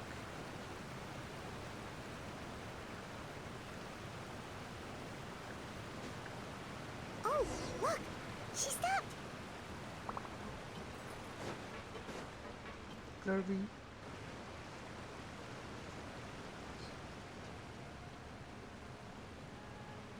Clairvy! Shh! I opened the window while no one was looking.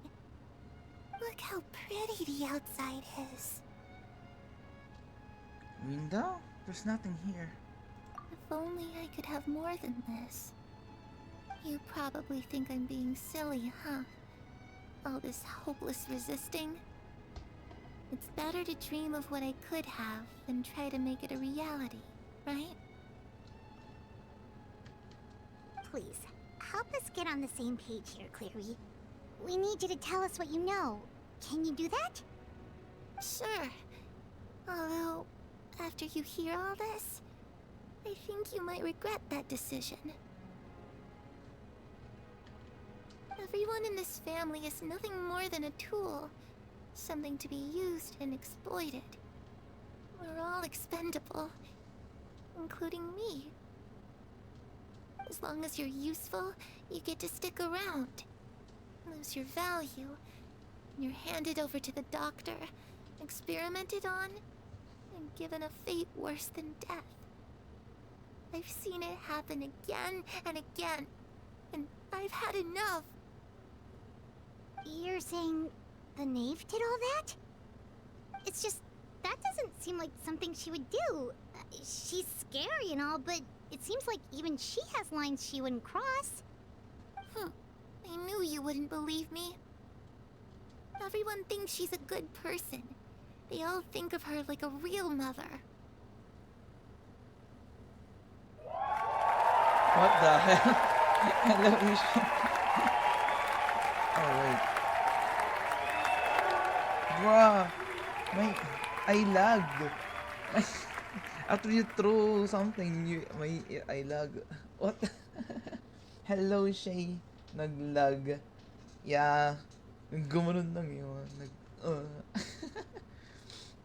Yeah, hello. Welcome to the stream. Di ko nakita. Sige. Ako redeem ako. Ay, putek ka. Ayun. Naglalag siya. Wait lang. Try ko nga.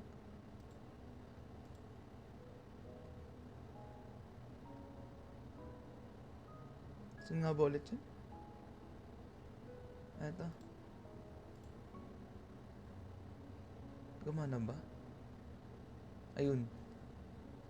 Lol. And welcome to the stream. And the story is getting darker and darker. Ay, ano ko ba to? Ay, hindi, wait lang. Mother? But she doesn't deserve that title. She's disgraced it and tarnished it. And if I had things my way, I'd never see her again. If only Perry were here, she'd understand. Harry. There's that name again. Also, Paimon's getting a strange feeling. It almost feels like she's not really here with us. Paimon can't tell if she's actually talking to us or if she's mistaken us for someone else. I'm not sure either. She's a spirit, it could be anything. Well, in any case, it seems like she really needs someone to talk to. We should keep her company for a little longer. She looks so young, but it seems like she's been through a lot. It's getting windy. I should close the window. What? Window? Ooh, look at the moon. Isn't it pretty? Hey, wanna hear a secret? I heard that if you look up at the night sky in Snezhnaya, you can see the aurora. It's supposed to be super pretty. Even prettier than the moon tonight. I'd love to see it. Harry and I promised each other that once we're older, we're gonna go see it together. I knew it! Oh my gosh! If you guys watch the short video about Arlecchino, it's a good one, and it gives us context with this story quest. But I can't find her. I'm worried she's also been... No, that wouldn't happen to her. She's special. Mother likes her a lot. I should really go talk to Mother, but we just fought. She doesn't want to see me, and I'm too scared to face her. What should I do?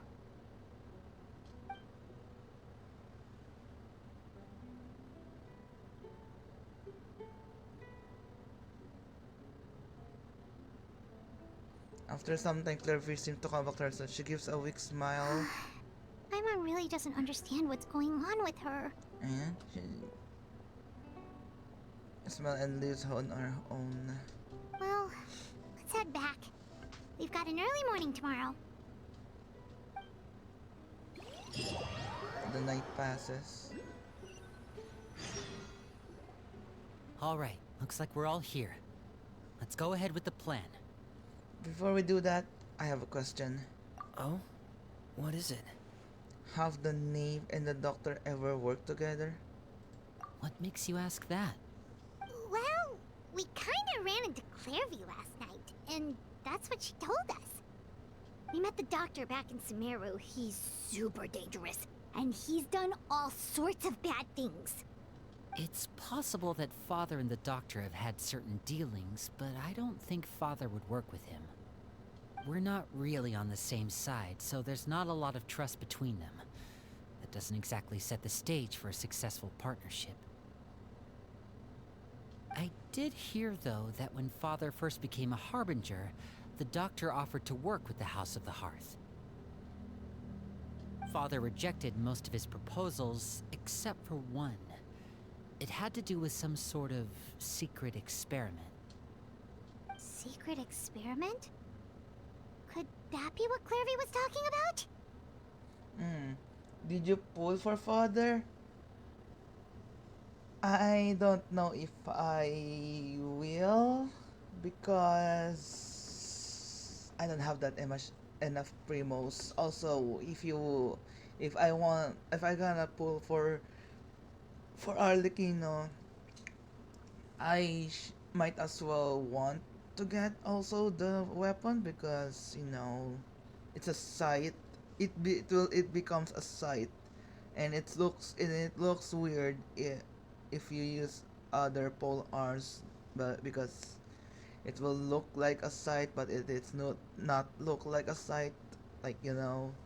So yeah, I guess I'm just gonna ano save for sino ulit yun? Ah, sino ulit yun yung ah the nurse in the in the in the Fortress of Mirapid. uh Sijuin, there you go. Sijuin. Yeah, I'm just gonna save for her, I guess. I don't think so. I don't know any details about the experiment itself, but I do know it's an entirely independent operation. The Doctor only proposed a direction for the research. That was the extent of his involvement. I still don't think that counts as working together. The details of the experiment are confidential, but complete records are kept on all participants. That doesn't seem to be the case with the situation Clairvy referred to. I know you don't agree with some of the Fatui's methods, and I'm not asking you to. But I am asking you to trust us on this. The House of the Hearth has its own principles. There are certain lines we're not willing to cross. Alright, that's good to hear at least. Clairvy seems to think the Knave and the Doctor worked together to do something horrible. If that turned out to be true, Paimon doesn't know how he would even face you guys. It's just that it doesn't seem like Clairvy is lying either. The easiest thing to do would be just ask the Knave directly, but Paimon doesn't think she'd tell us.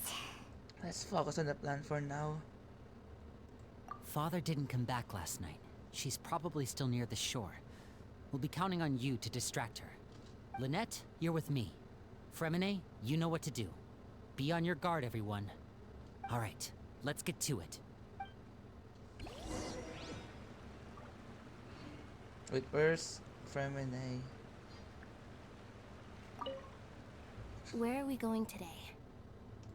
Let's try somewhere further away this time.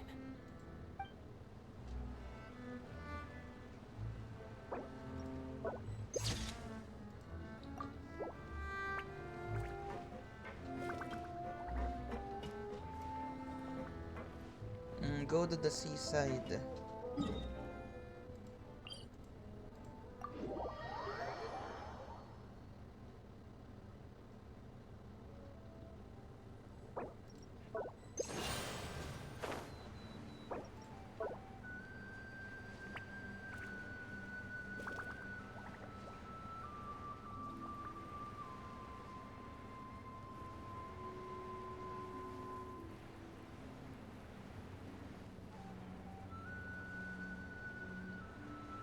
There she is.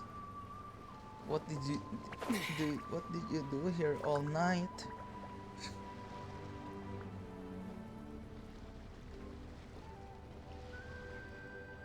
Ah, it's you two again.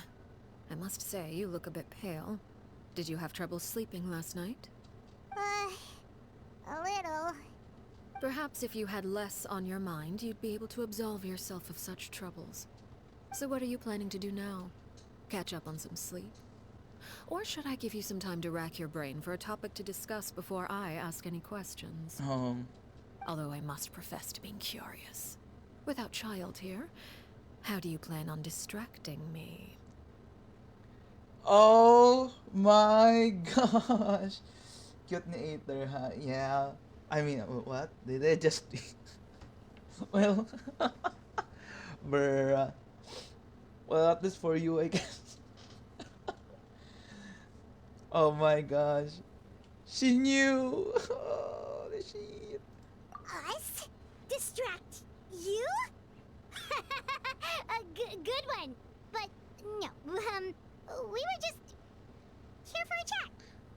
Oh my gosh. Looks like you could have used some extra time to think. No matter. If you don't have any other plans, why don't you accompany me somewhere? Oh my god.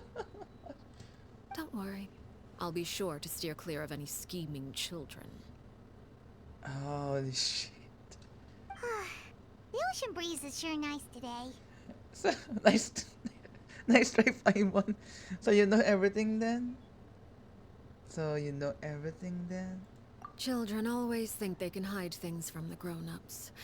But nothing gets past me. Least of all a little scheming. I think I'll let them have at it for a little longer. I can be very patient. Oh my gosh. Well, I'll leave you to think things over. If you're so inclined, meet me outside the Palais Mermonia. Holy shit. Good things come to children who do as they're told. So I do hope you decide to tag along. If only for your friends' sakes. Holy shit. What should we do? Release the bird. She clearly knows about everything we've been doing, and Paimon doesn't think it'd be a stretch to say she was threatening us just now. You should release the pigeon that Lenny gave us. Bro, why is she so mommy? I don't know how to answer that.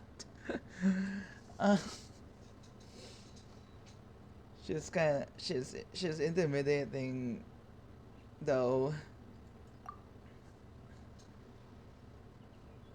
Release the bird. Oh, good idea. Hopefully he sees it in time. Well, we should probably head to the Palais Mermonia. Paimon doesn't want to find out what happens if we don't show up. Based on what the knave was saying just now, it sure didn't seem like it'd be anything good. We really don't have any other options. Guess all we can do is to take it one step at a time.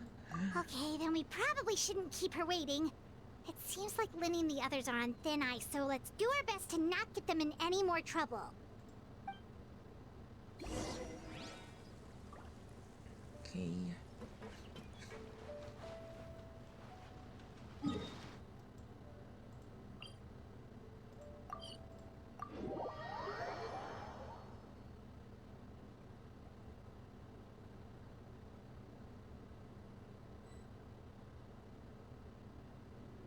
Seeing as we still have some time before my meeting, we might as well enjoy some pleasant conversation while we wait.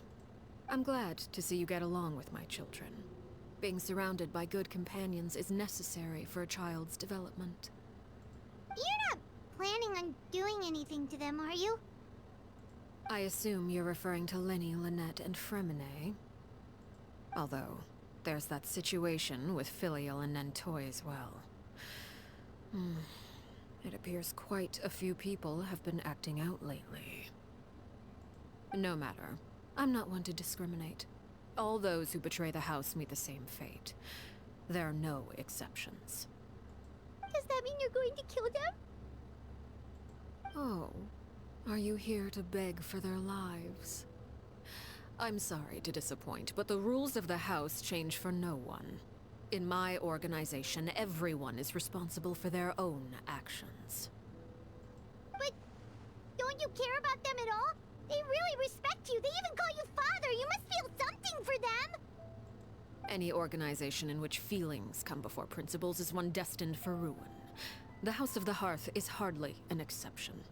You could say our principles are more stringent than most. Bro, she's gonna commit Anakin Star Wars. Oh my gosh. Perhaps I can offer you this consolation at least. As our guests, you two will not be held accountable along with them. There's really no other way to solve the issue. I would imagine Linny, Lynette, and Fremine will be able to keep their lives. As for Filion and Toy and the others, I'm afraid there's little I can do. They can try to escape, but once you know our secrets, there's no getting out alive. But that's awful. Ah, you seem concerned. Out of consideration for my guests, I suppose I could turn a blind eye for a little longer. If Linny and the others manage to dispose of Clairvy in the meantime, all evidence of their wrongdoing will be lost. In that case, I could hardly punish them for something I couldn't prove.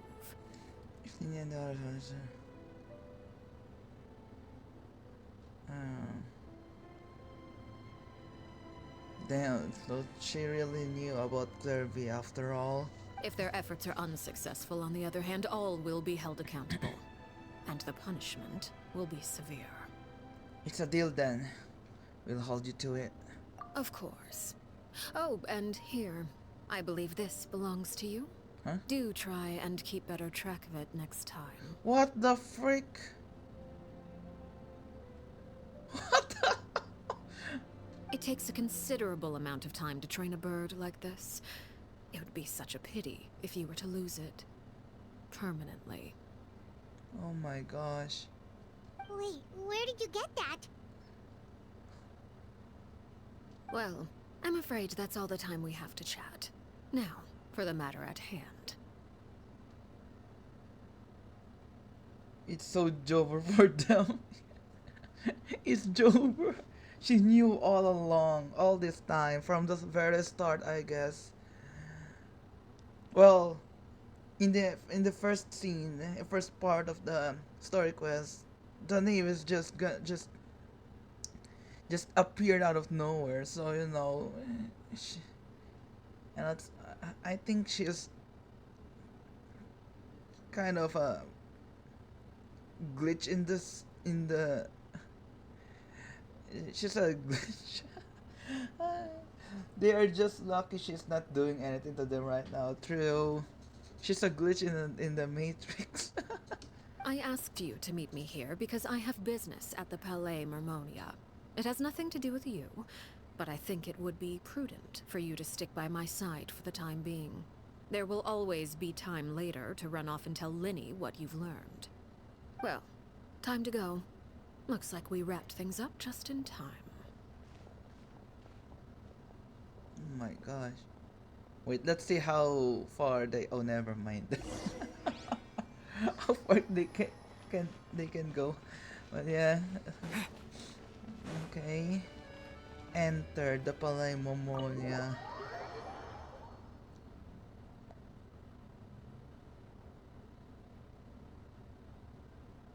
Cutscene. Oh, not yet. Okay.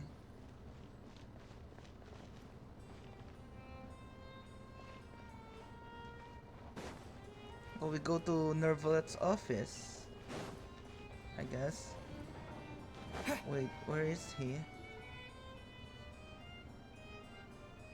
Oh, there she. There he is. It's been a while, Monsieur Nervalet.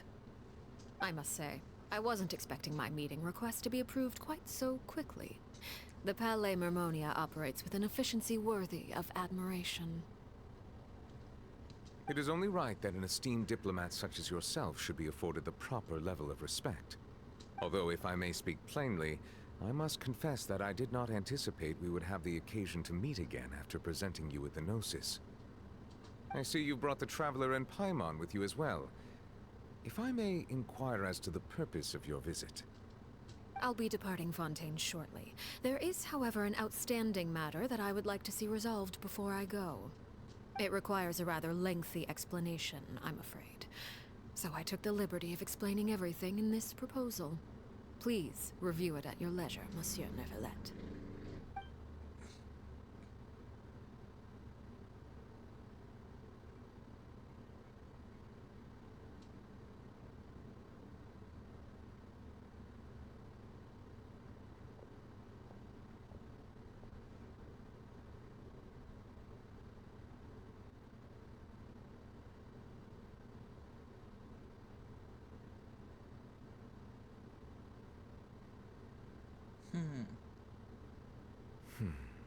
I understand your request.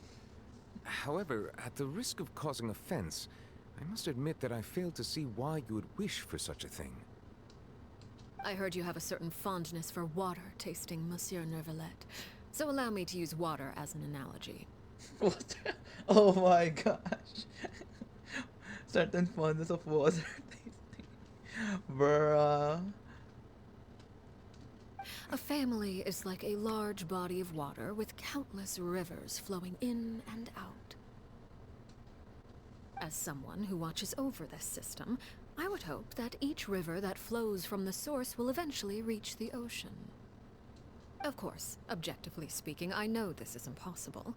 Most of the rivers will dry up along the way, disappearing into the ground and leaving nothing but a barren riverbed behind.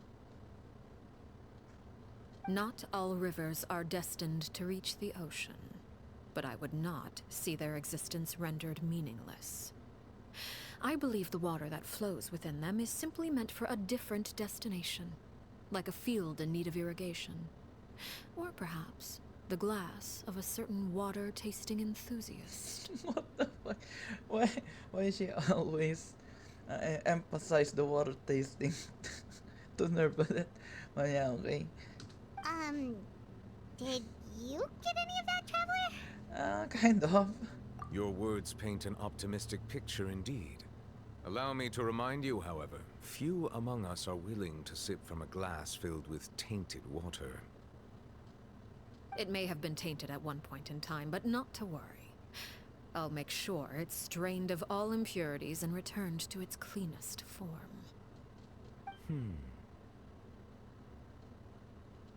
I seem to recall there being a transactional aspect to your proposal. Perhaps you could expound on that?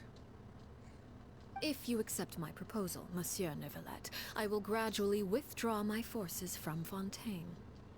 And, unless absolutely necessary, I will no longer carry out any special missions within Fontaine. I presume I can take your words to mean that, in the future, cases similar to the Tartuffe assassination will cease to cross my desk? Tartuffe? Ah, that thief who embezzled funds from all those charities, you mean? My deepest condolences to his family, but without any evidence, I cannot imagine how the House of the Hearth might have been involved in his passing. Of course, if you accept my proposal, Monsieur Nervalet, I'm sure certain measures could be taken to reduce the frequency of such troubles. You choose your words carefully indeed. In that case, I'm inclined to accept your proposal. My thanks for your generosity, Monsieur Nervalet. Well, with that settled, we should be going now. I took the liberty of bringing along 2 bottles of spring water from Snezhnaya for you to enjoy. I do hope I get the chance to hear your impressions. Perhaps at our next meeting, yes? Bruh. Indeed. I trust you would not overlook your commitment in the meantime. All right, Traveler Paimon. Time to go.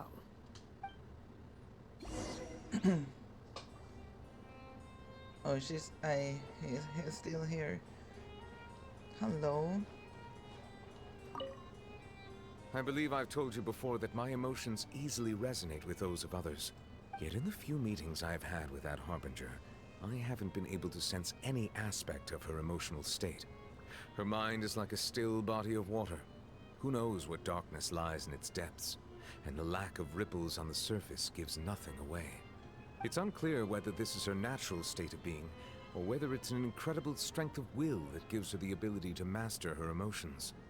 Either scenario, however, suggests she is a very dangerous individual. I do not expect an explanation as to why you two are by her side.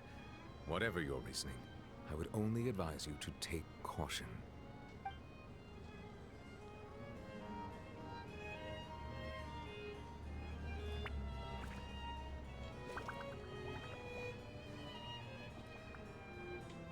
I can't.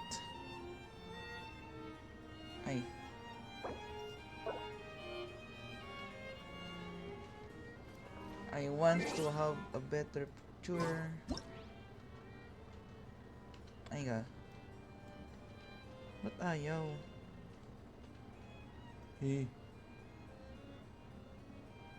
There you go. No.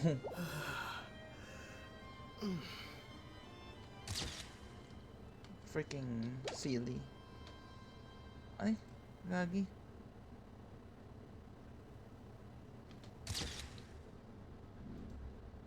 There you go. Oh, wow, nice. Nice face.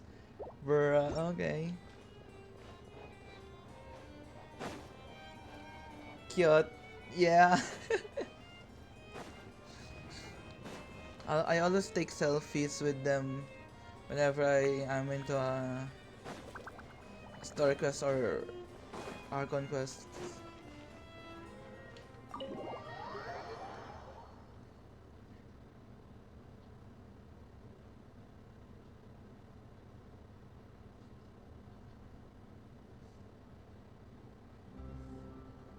So, what exactly were you talking about back there? Paimon only heard you mention some rivers, a large body of water, and then some kind of irrigation scheme. You really want to know? I would imagine there might be more pressing concerns at the moment. Winnie, Paimon really hopes everything's going okay. Oh my gosh, wait.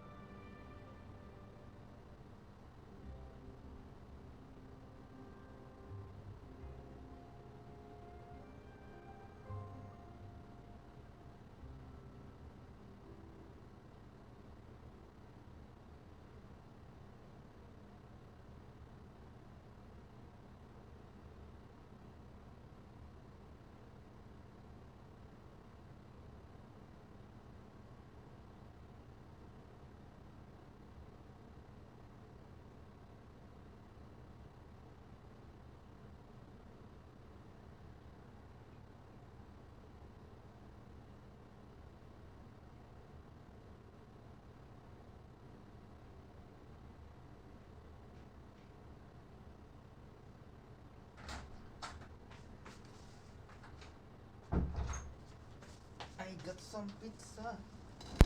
Ay, fuck. Wait now, pizza time. Pizza time.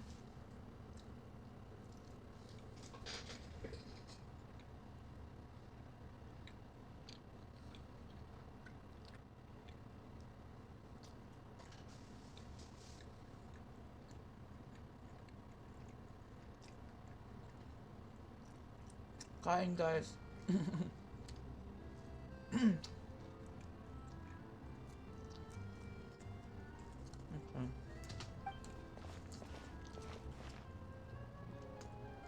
Oh, Paimon recognizes that look.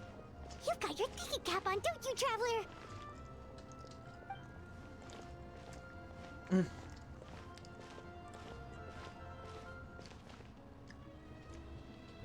The name may seem relaxed, but she didn't seem to be joking earlier when she said those who betray the organization must pay with their lives.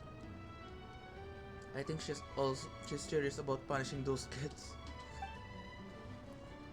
How should we stop her? No, there's something else we should figure out first. Pala kung mga tinidor. Wait lang.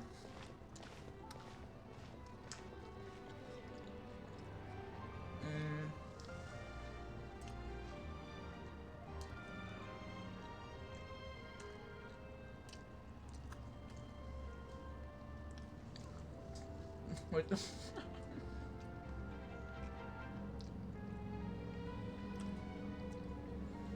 While we were talking in front of the Pauline Marmonia, she mentioned Clairvy's name. Does that mean she knew where Clairvy was this entire time?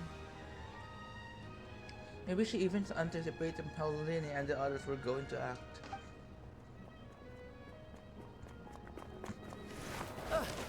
Oh. Oh, shoot. Are you alright? Oh, jeez. I'm so sorry. I was so focused on selling these papers, I wasn't looking where I was going. I bet I also wasn't paying attention. Well, let me make it up to you at least. Here, take this paper. On the house. Wait, that's... Wait, I have a screenshot. I have a screenshot. That's horror. Horror ba yun? Anong horror? Horror. Wait. Yeah, it's horror. With the longer hair. He has a scar on his face. Ah, shit. He looks kind of similar for some reason. Yeah. Oh, you don't have to give us anything. Please, I want to. It's not like I'm short on supply. All the extras will be useless come tomorrow anyway. It's my fault, really. I was just trying to bring home some extra mora for the family, but I bit off more than I can chew. I haven't had many takers today, so I'm still swimming in papers. What's going on here? Oh. Nothing much. I just ran into your friend here on accident. I should probably get going, actually, so... Hold on. Of course, I'm happy to compensate you with mora, it's just... I don't have any on me at the moment. I'll take 3 papers. Here. Your payment. Oh! Thank you for your patronage. May the Archons bless you with good fortune. If only I had the chance to run into such generous customers every day. I should probably just take on a smaller inventory though, right? I'm getting married soon, so sometimes it's hard to not get ahead of myself. Anyway, I should head out. Goodbye! Well, now that my affairs are settled, we should take the boat back to Poisson. We've even acquired some light reading to enjoy along the way. Actually, why don't we stick around for a little longer? Paimon just realized how hungry she is. She can't head back to Poisson on an empty stomach. Looks like Paimon's trying to buy us some more time. If we head back now, I doubt Lini and the others will have made any progress. What should we do? It appears you two are under the impression that delaying our return will somehow alter the situation in your favor. I'm sorry to ruin your fantasy, but your efforts are meaningless. That being said, I could be persuaded to give Lini some extra time. I just have one condition. If you agree to my request, I'll even answer some of your questions. You're quite curious about Clairvy, are you not? And my relationship to her. Wait, why are you being so generous all of a sudden? You're not gonna ask us to do something bad, are you? You overestimate yourself. You don't have the talent for bad things. Then what do you possibly... The most important consideration in a negotiation is that both sides receive something they want. Demands and threats only get you so far. Your condition? Let's hear it. Wonderful. Here it is. Oh my gosh. When the time comes, make the choice that you deem most appropriate in the situation, and lend your help to the House of the Hearth. Huh? Okay, sounds normal enough. But what do you mean, when the time comes? When is that supposed to be? That is for you to decide. We accept your condition. Then we have a deal. Follow me.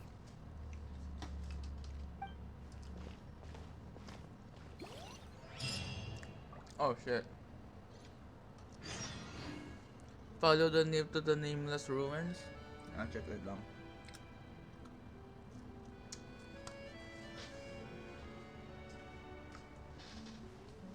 Hmm.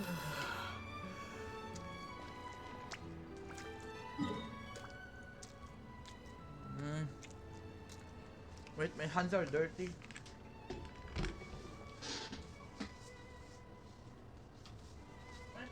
Wait, tawid.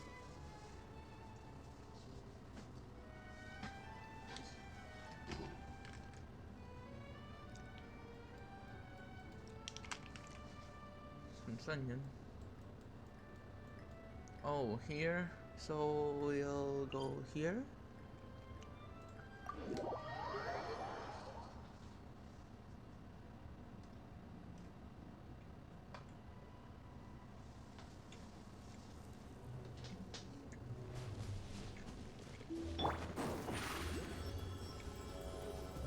Zip on up!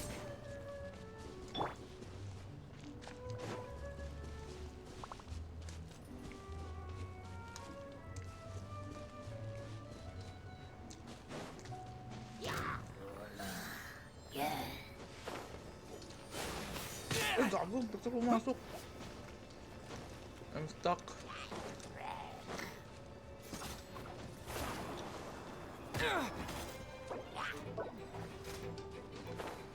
No!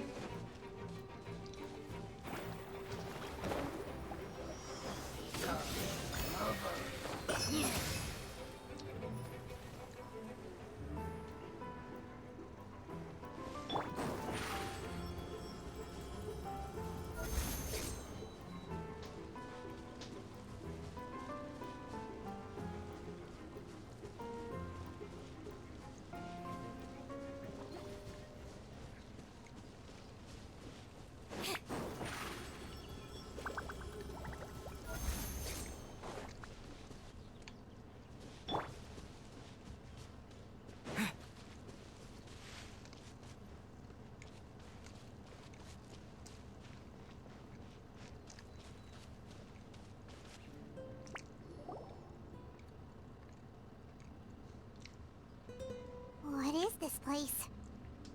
Somewhere long forgotten by everyone. It used to be a grand building. Now it's nothing more than a pile of rubble. No one comes here anymore, nor does anyone care about what once happened here. Although, this place does have something to do with the story I'm about to tell you. It was before I became a Harbinger, and before Linny and the others joined the House of the Hearth. Due to certain events, I first killed Clairvy and then her mother. And this is where it all happened. You were the one that killed Clairvy? Why? Patience now. Allow me to explain Clairvy's side of the story first. I'll start from the beginning. This is the place. Clairvy was 6 years old when she was brought by her mother, Crucibina, to live in the House of the Hearth. From the outside, it seemed like a fairy tale. A thriving family made up of kind adults and friendly children. Crucibina was the knave at that time, and the House of the Hearth was under her control. She was Clairvy's mother by blood, but she was also the mother to all the children in the house. Clairvy was happy here, for a time. But she quickly realized that being part of this family wasn't a fairy tale at all. It was a kind of purgatory. Purgatory? Exactly. The House of the Hearth takes in war orphans from all over Teyvat. But as for how to raise them, that depends entirely on the person in charge. Crucibina came up with a novel idea. She would teach the children to fight, force them to duel each other, and then crown as the king of the house the child who proved themselves most worthy of inheriting her title. It's difficult to estimate the number of children who died or were maimed in the process. There's little I can say about the ones who died. The ones that emerged with permanent injuries, on the other hand, well, they still served a purpose. They would be handed over to the doctor to be experimented on, or sent away on dangerous missions. Nothing more than tools to be used and then discarded. So those were the experiments Clairvy was talking about. But what actually happened to her? You said that Clairvy was Crucibina's daughter, so if Clairvy tried to convince her to stop what she was doing, Crucibina probably would have listened, right? Despite being Clairvy's mother, Crucibina cared little for her daughter. She forced Clairvy to join the House of the Hearth only as a means to demonstrate her own impartiality as a mother, to prove that she treated all her children equally. Clairvy did try to convince her mother to change her ways, but it was to no avail. After her efforts failed, the only other option was to rise up and try to fight back. Unfortunately, the other children had already been thoroughly indoctrinated into the illusion of happiness Crucibina had created. Of course, there was one exception. Someone Clairvy's age, who knew the truth about the House of the Hearth. Her name was Peruere. Perry? Wait, the friend that Clairvy mentioned? Friend, huh? I suppose we can call her that for now. Clairvy was a cheerful and passionate person with a tenacious spirit. Peruere, on the other hand, was rather cold-blooded. Her cold-blooded nature allowed her to see through Crucibina's facade. Yet, it was also this cold-bloodedness that prevented her from acting against it. At least at first. While Clairvy longed for freedom, Peruere was convinced that, amid all the fighting and violence, she would make it until the end. Despite their differences, the two became fast friends, united by their knowledge of the truth. Clairvy told Peruere that she hoped to create a real family, where no one would be killed or sacrificed. There may have been a certain naivete to her ideas, but Clairvy proved her determination many times over. She tried countless times to run away, ask for help, or expose the truth. But her efforts only earned her beating after beating. The only thing that kept her going was her strength of will. Even with her body racked with pain, she would still stand on her tiptoes and open the window at night. She and Peruere would look out at the moon together, a fierce longing for freedom shining in her eyes. But one day that light simply vanished. Oh no. What happened? Her hopelessness resulted from a culmination of things. 10 years had passed. 10 years worth of failure after failure. She and Peruere weren't children anymore, but finding any chance to escape still seemed as hopeless as ever. It was during this time that Peruere suggested a new plan. If escaping was out of the question, why not take down the very person sitting on top of this throne of lies? Mother herself. Clairvy rejected that proposal. She claimed that, as a famous harbinger, Crucibina possessed an unimaginable amount of power. Trying to kill her would have an incredibly low chance of success. Clairvy never gave another reason, but Peruere could see it written all over her face. Clairvy still thought of Crucibina as her mother. Killing her own flesh and blood was a line she couldn't bring herself to cross. If she couldn't escape and fight back, then only one option remained. Death. Precisely. Death was the only way that she felt she could be free. It happened during a duel. When she arrived at the dueling ring that day, her partner turned out to be none other than Peruere. The very person that had stood by her side all those years.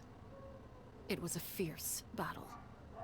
But ultimately, Clairvy decided to let Peruere end her life. From that moment on, Peruere's journey was one written in flames. When the rain finally came and washed it all away, there she stood, the sole victor in Mother's endless game of slaughter. A trail of corpses strewn across her path to success. It was the very result she had predicted 10 years prior. Even then, she believed she would make it until the end. She wasn't surprised by the fact that she emerged as Mother's undisputed heir. Rather, her success left her with an inexplicable sense of restlessness. She was unsettled, and there was only one thing that could quell that sensation. Perhaps you two would like to take a guess as to what it was? Killing the person at the very top. Crucibina, you mean? But... Correct. This is the place where Peruware killed her best friend. A mere year later, this is also the place where she fought tooth and nail to kill the mother they shared. The moment she acted, any conception of what was right or wrong ceased to matter. It's one of the principles of the house. Only those who survive get to write the rules. Peruware won the battle, and became a harbinger herself. After which Her Majesty, the Tsaritsa, bestowed upon her a new name. Arlecchino. So the Perry Clairvy was talking about... It was you all along. You're Peruware. Arlecchino is just a name you got later. This was your story, just as much as Clairvy's. I left that name behind long ago. I must say, hearing it now does bring back memories. After I defeated Crucibina, the moniker of Mother died with her. I chose to forego the title she called herself, and even chose to give up my own name. I rebuilt the House of the Hearth under a new identity. Not only as Arlecchino, but as father. And that is where the story ends. Any more questions? The Clairvy we met though, who is she exactly? Yeah. Based on what you just told us, Clairvy wasn't a little kid when she was killed. So the Clairvy we met... Was she really a spirit at all? I suppose you could call her an illusion born of flame. Her existence is like ashes to a fire. Something left over in the wake of blaze and ruin. You see, a certain power runs through my veins. It's not unlike a curse. My flames leave behind shadows of anything they consume. Of course, the chances of those shadows morphing into a sentient entity are exceedingly slim. Clairvy is a very special case. Clairvy died when she was 16 years old, but what emerged from the flames was her 6-year-old self. Her appearance wasn't the only thing affected. Most of her memories were lost to the blaze as well. Memory is a mysterious thing indeed. Losing a portion of your memories will alter your sense of self. Lose 10 years' worth, however, and it would be like living in the past. Like returning to a version of yourself that never grew up. No wonder Paimon got such a weird feeling when we were talking to her.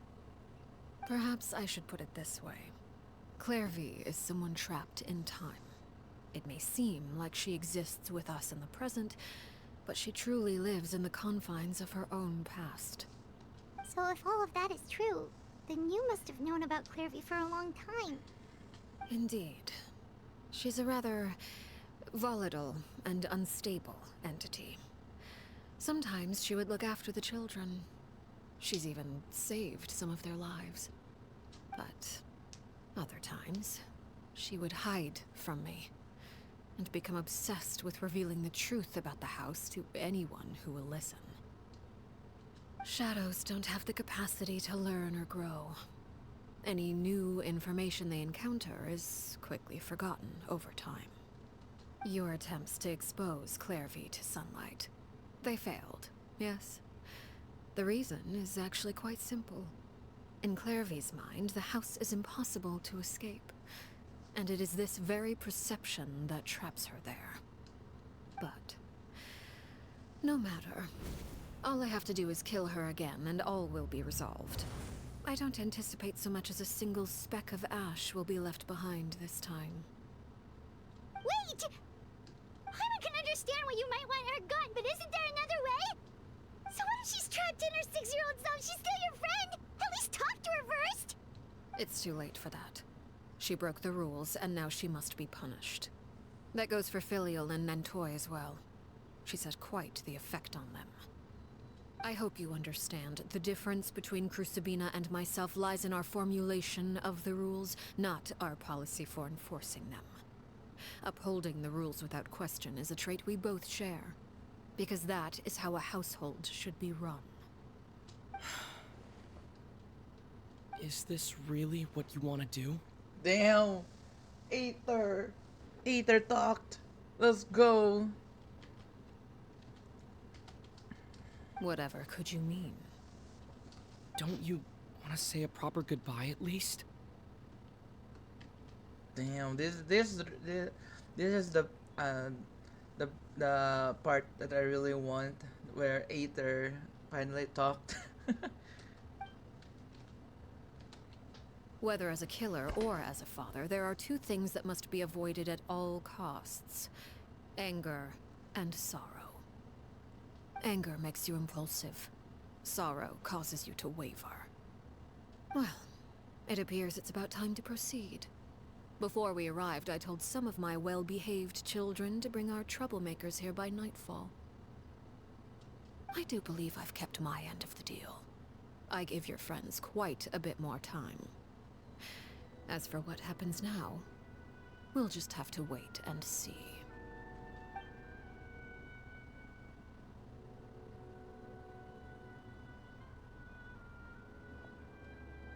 Here they are, Father. What? Ah, you gonna execute him? Seeing something like that would actually be a first for me. Lenny! Hello for you, me. Wow, Genshin, yes. We're already in the last part, sort of the story quest. And hey, there's Clairvy over there. Clairvy. I'm sorry. I heard about how you helped buy us more time. But I still failed. I couldn't find a way to fulfill her wish. Huh? Are you... Perry? Indeed, it's been a while, Clairvy. Perry! She's already a spirit, though, so yeah. Stay right there. I'm sorry to postpone our reunion, but first, I believe certain scores need settling. Cutscene. Father, let me explain. Oh wait, it's not a cutscene yet. Out of my way. Father! You chose to conceal a threat to the house. And for that, you must be punished. Overall, however, I suppose your wrongdoing is hardly the most egregious of the bunch, so I'll deal with your punishments later. As for right now, the more pressing concerns are the traitors among us. By traitors? Do you mean us? Father, let me explain. We didn't mean to... Fultz, why don't you share what you heard? Yes, Father. Secret Midnight Meeting number 3. Participants, Filial, Nantoy, Sato, Toddy. Nantoy clearly said, if only Father wasn't the one who took us in. Sato added, I'm sick of this life. I just want to live as a normal person. Filial was the worst of them all. She called us crazies and said a bunch of mean things about Father. I did not! You're lying! Fultz is trying to frame us. It's not like I'm the only one who heard those things. After that, You and Toddy and a bunch of other people started talking about Clairvy. You were using all those things Clairvy brought up as an excuse to question Father. Damn. We're birds locked in a cage. The only way out is to destroy it. That's what you said, wasn't it? You little. You just want me gone, don't you? What did I ever do to you, huh? And you, Sheplo, have you forgotten who stood by your sickbed, watched over you, and changed your dressings? Come on, let's hear it then. What's your reason for all this?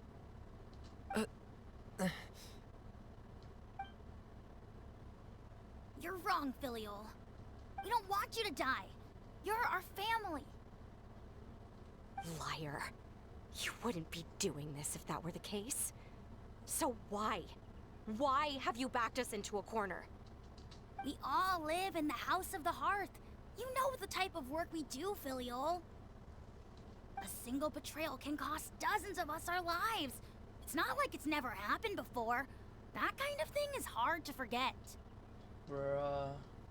That's why the House of the Hearth cannot tolerate any form of betrayal. Ever since we came to Poisson, you've had 7 secret meetings.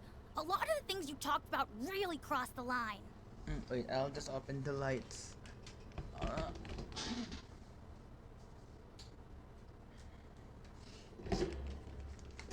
Okay. You've been spying on us for half a month? Wait a second. Now that I think about it, the move to Poisson was just a way to make it easier to spy on us, wasn't it? Because we were all in one place. You've had this planned all along. Filial, Nantoy, I'm sorry. I owe you both my life. I owe Clairvy too. If it weren't for all your help after I got poisoned, I wouldn't be standing here today. If this were any other situation, I would do anything to repay that kindness, even if it cost me my life. But rules are rules. I'm sorry. My hands are tied. Why? Why? That's enough, Filial. We made a mistake, and we should own up to it. We broke the rules, plain and simple. And now we have to face the consequences. I'm sorry, Sheplo. Fultz. I'm sorry, Father. We accept our punishment. Chapleau, according to the rules of the House of the Hearth, how should these traitors be punished? All those who betray the house pay with their lives. And so it shall be.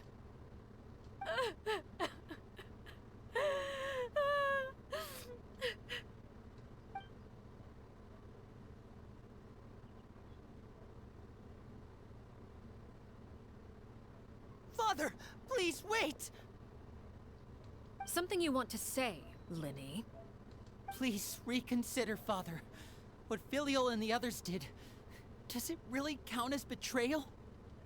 We all come from broken families.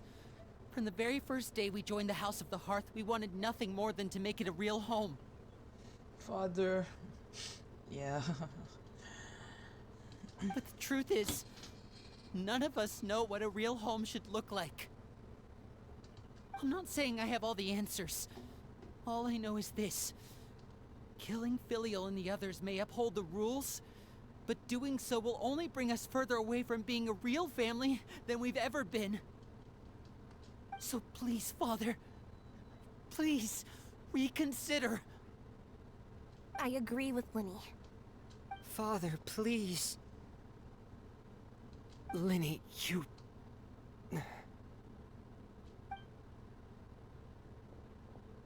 I also agree with Linny.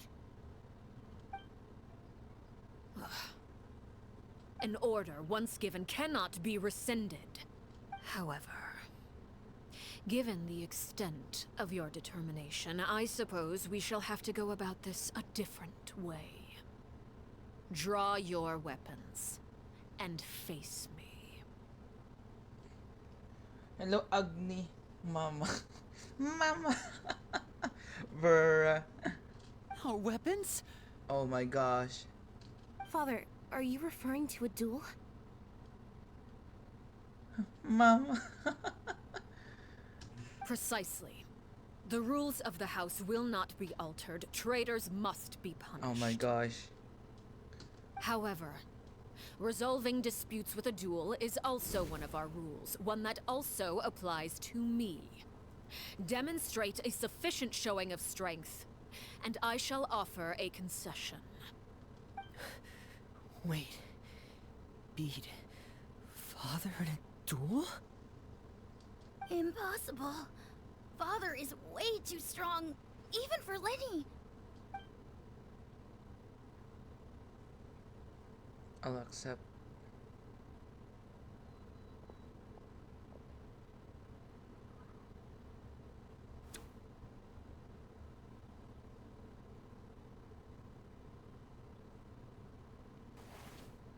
Oh my gosh. Damn. Did you hear that, Traveler? Lenny and the others have to duel the knave. What should we do? Can they really win something like that? If they lose, those people from the house are really gonna be executed. Hey, are you listening? Is executing them really what she wants? Don't you want to say a proper goodbye at least? Anger makes you impulsive. Sorrow causes you to waver. Back then, she never actually answered my question. But that makes the answer pretty obvious, doesn't it? Oh. Looking at that expression on her face, she seems really serious about this. Guess that means there's no chance she's throwing the duel on purpose, huh? There's no way the knave will lose on purpose. Although, When guests are around, families are often on their best behavior. And any disputes are less likely to escalate. Arzo! When the time comes, make the choice that you deem most appropriate in the situation, and lend your help to the House of the Hearth. What's wrong, Traveler? Hey, where are you going? Traveler? There you go. Dale, I like to see myself what the fourth of the Fatui Harbingers can do. Damn. Nice pose.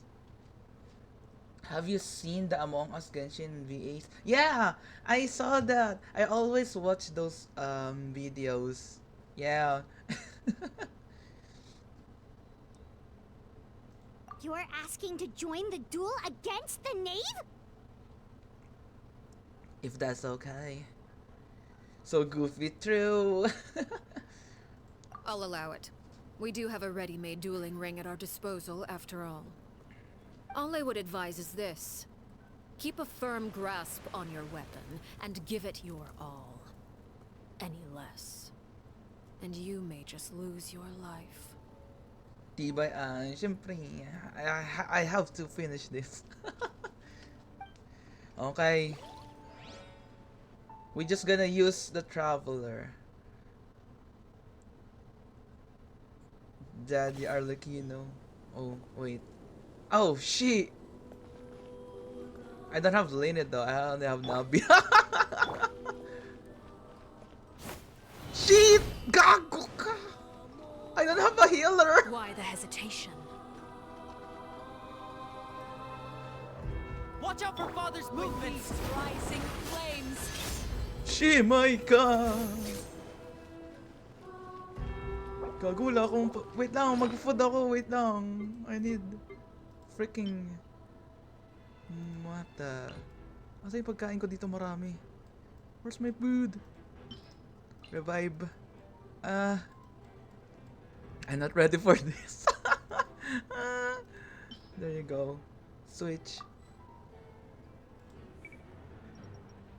Oh, freak me. Wait. Ito. There you go. Confirm. No healer needed. Bruh. Spare your energy. Running is of little use. Ito, wala akong shielder. Oh Father's my. even stronger than I expected. Super Senda! From the Spina. Going under. Closer now. Frost is coming. Getting here. With these rising flames. Ah! Here. Maybe it's a Spare light your energy. you're not Running meant. is of little use. It's a fight you're not meant to win. Now that's more like it. Dust. There. Watch out for father's movements! I thought I taught you better. Terra smash. Ah, shit. Spare your energy. Running is But of na, little use. yes. Yeah. Hala, hindi nalalagay yung bato. Over here! Oh my gosh.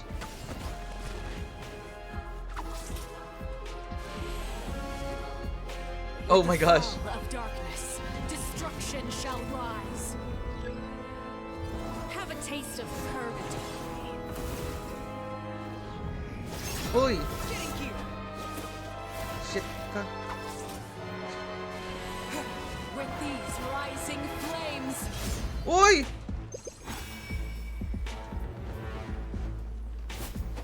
Yeah. Uy! Uy! Putak! Teka! whose moves? Namatay! And voila!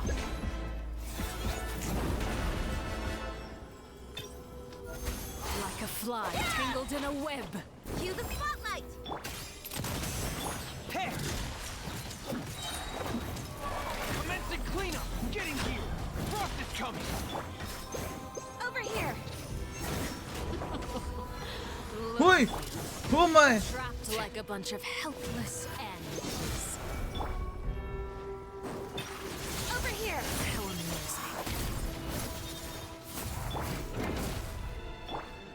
Gagi, parang si Melania from ng Elden Ring. Oh, I didn't know, but... Oh, yeah. Ay, mali. Not bad. You've proven to be a worthy opponent after all. Gogo. Mga atras. Yeah, destroyed that rock. Nabia. Now's our chance. With these rising flames, Ay, giga. Yeah.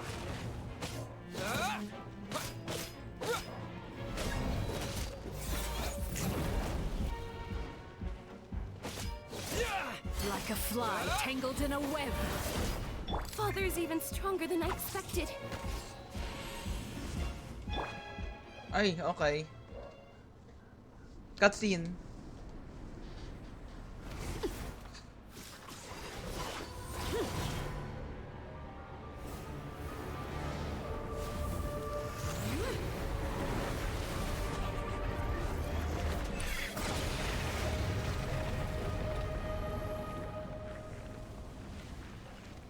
Oh my gosh. Flame everywhere.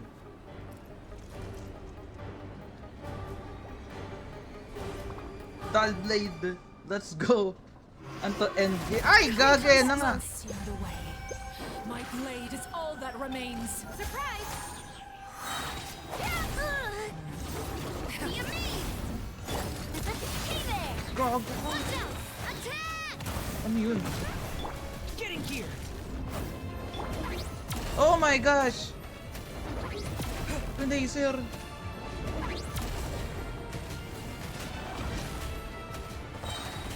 Quick. Nice. Terra smash. Chip on! Now's our chance. Over here! Uy, bakit lumipad? Hey there! Ay! What Oh, detail? teka. Who's next? Oh! The Uy! sun and moon have set. Watch out for father's movements! Look out! Gago ka. This is not. Who's next? Ano yun? Ba't may achievement yun? The game looks like at high level, but... Uy, gagi, hindi na muna ako magbabasa. Wait lang. Now's chance. Over here. Sudden death is only the There you beginning. go. The great, but the great though is long. Oh damn.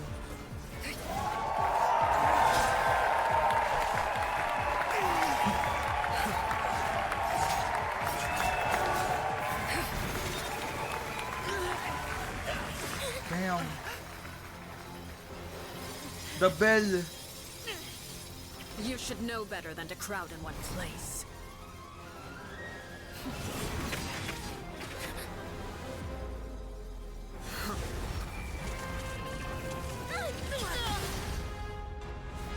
Sakto yung cheer through. Oh, I know.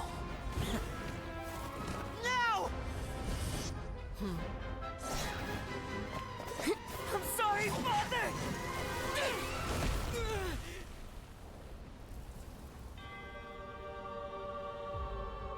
What? Sorry for what? This pitiful excuse for an attack.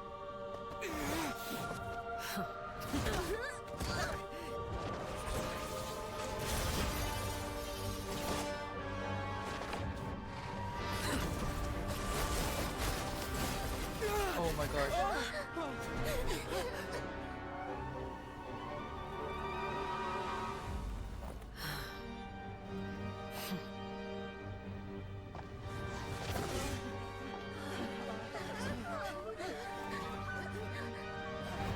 Father, no!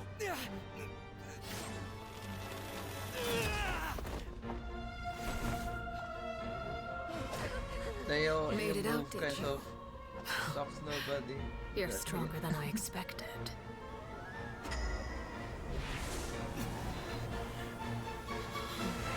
Oh shit. Maybe she doesn't really want to.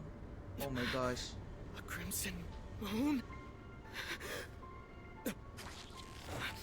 I can't move. Damn.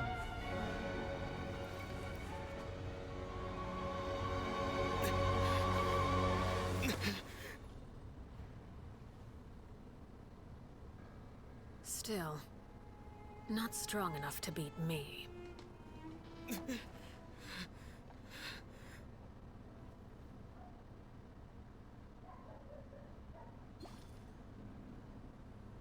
Oh my gosh. What happened? OMG father.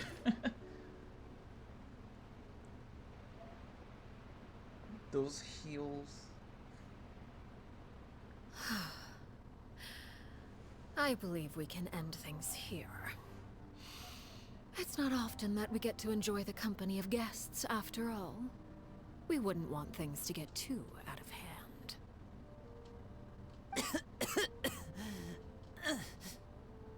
Brother, are you alright? Lenny.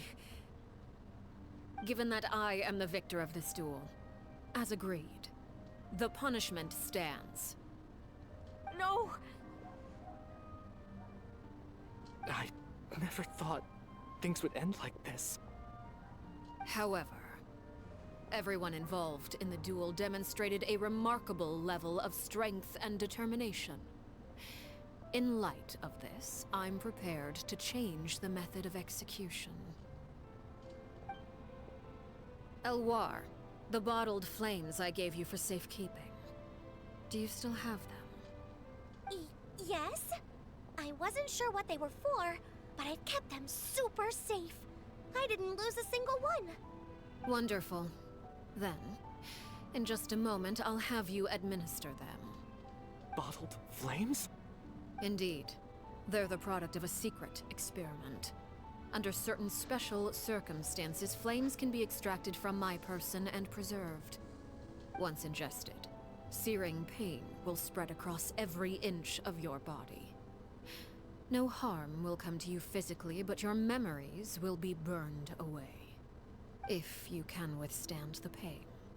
When you awake, you'll have forgotten everything you know about the House of the Hearth, and will be expelled from the organization. Oh, I mean I think that's more humane Then execution? In other words, administering this concoction will kill the version of you that grew up in the house and give you a new identity. So that means the young man that I thought looked familiar, the one selling newspapers outside the Palais Memoria, he must have been the same horror we saw on the list of executions. He wasn't killed at all. Memory is a mysterious thing indeed. Losing a portion of your memories will alter your sense of self. No. If my understanding of the name is right, she really thinks of that as killing him. The horror that lived in the House of the Heart is dead. The one that remains is simply a normal person living out his life with his beloved. Even so, it's much better than actually ending their lives. So, you're just letting us go, Father? You misunderstand. Memories are extremely important. Once consumed by flame, the version of you standing before me will die, and our secrets will die with you. So no, I don't intend to just let you go, because the person who survives will be nothing but a stranger. Even so, I won't have to live in fear anymore. I'm sorry, Father. I'm sorry I let you down. But I really... Don't cry, Filial. You haven't left the house yet, so there are still rules to be followed, yes? Remember what I taught you. Anger makes you impulsive, sorrow causes you to waver. Don't let yourself be controlled by your emotions. Of course. I'll remember. Dry your tears, and go pursue the life you really want. No, use your anger. Anger is power. No! It's not. Like Kratos said. But Kratos at some point, I think he gets out of hand. He gets out of control because of his anger. In the new one. Oh. Ah.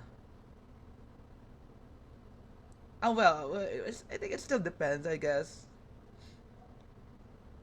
Even in Star Wars. Yeah, true. But yeah, it still depends. Yes, Father. Chaplot, Fultz, Elwar. Take them back to Poisson. And bring Linny and the others as well. I prepared 3 extra vials of bottled flames. As for whether to take them, the choice is yours. Goodbye, children. The next time we meet, I will no longer be your father. Thank you for all you've done for the house. I hope you have bright futures ahead of you. I like the Grey Jedi. Grey Jedi, wait. Grey Jedi. Oh my gosh. Grey. Oh! Yeah. The dual wielder. Tama ba? So, oh no. Not necessarily. Grey Jedi are Jedi that don't stick with light and dark side but somewhere between. Ah, okay, understandable.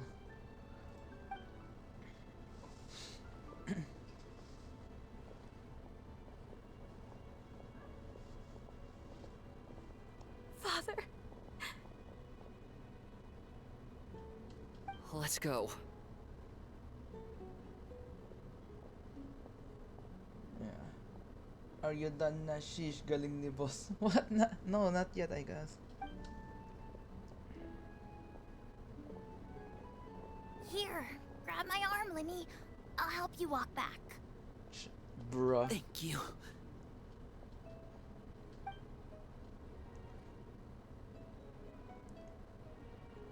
Clairvy. Kirby.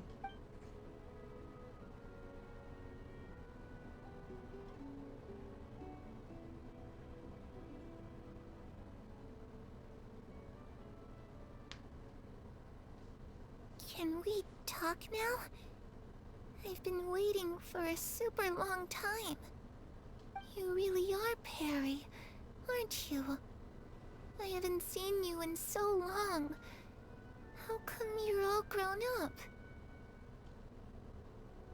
Man, no one died, yeah. Good thing, and that's a good thing. Ah, shit, may tumatawag naman sa may... Ano ba naman yan? Alam, nag-i-stream ako. Wait lang.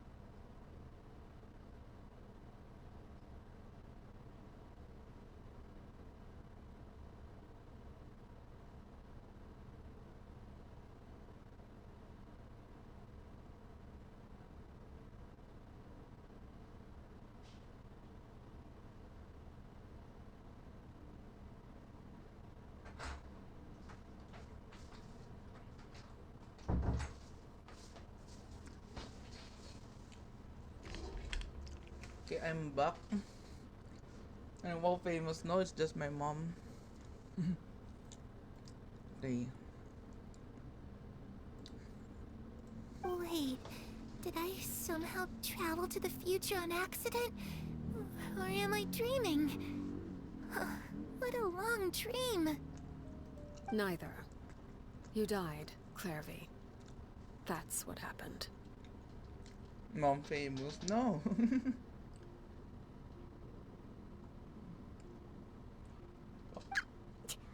You could have at least sugarcoated it a little. Look, she's done speechless.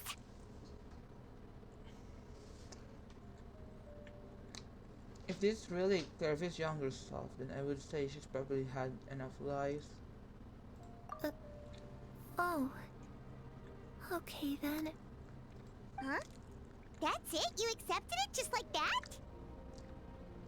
I mean, she could have said, lol, you died, skill issue. No.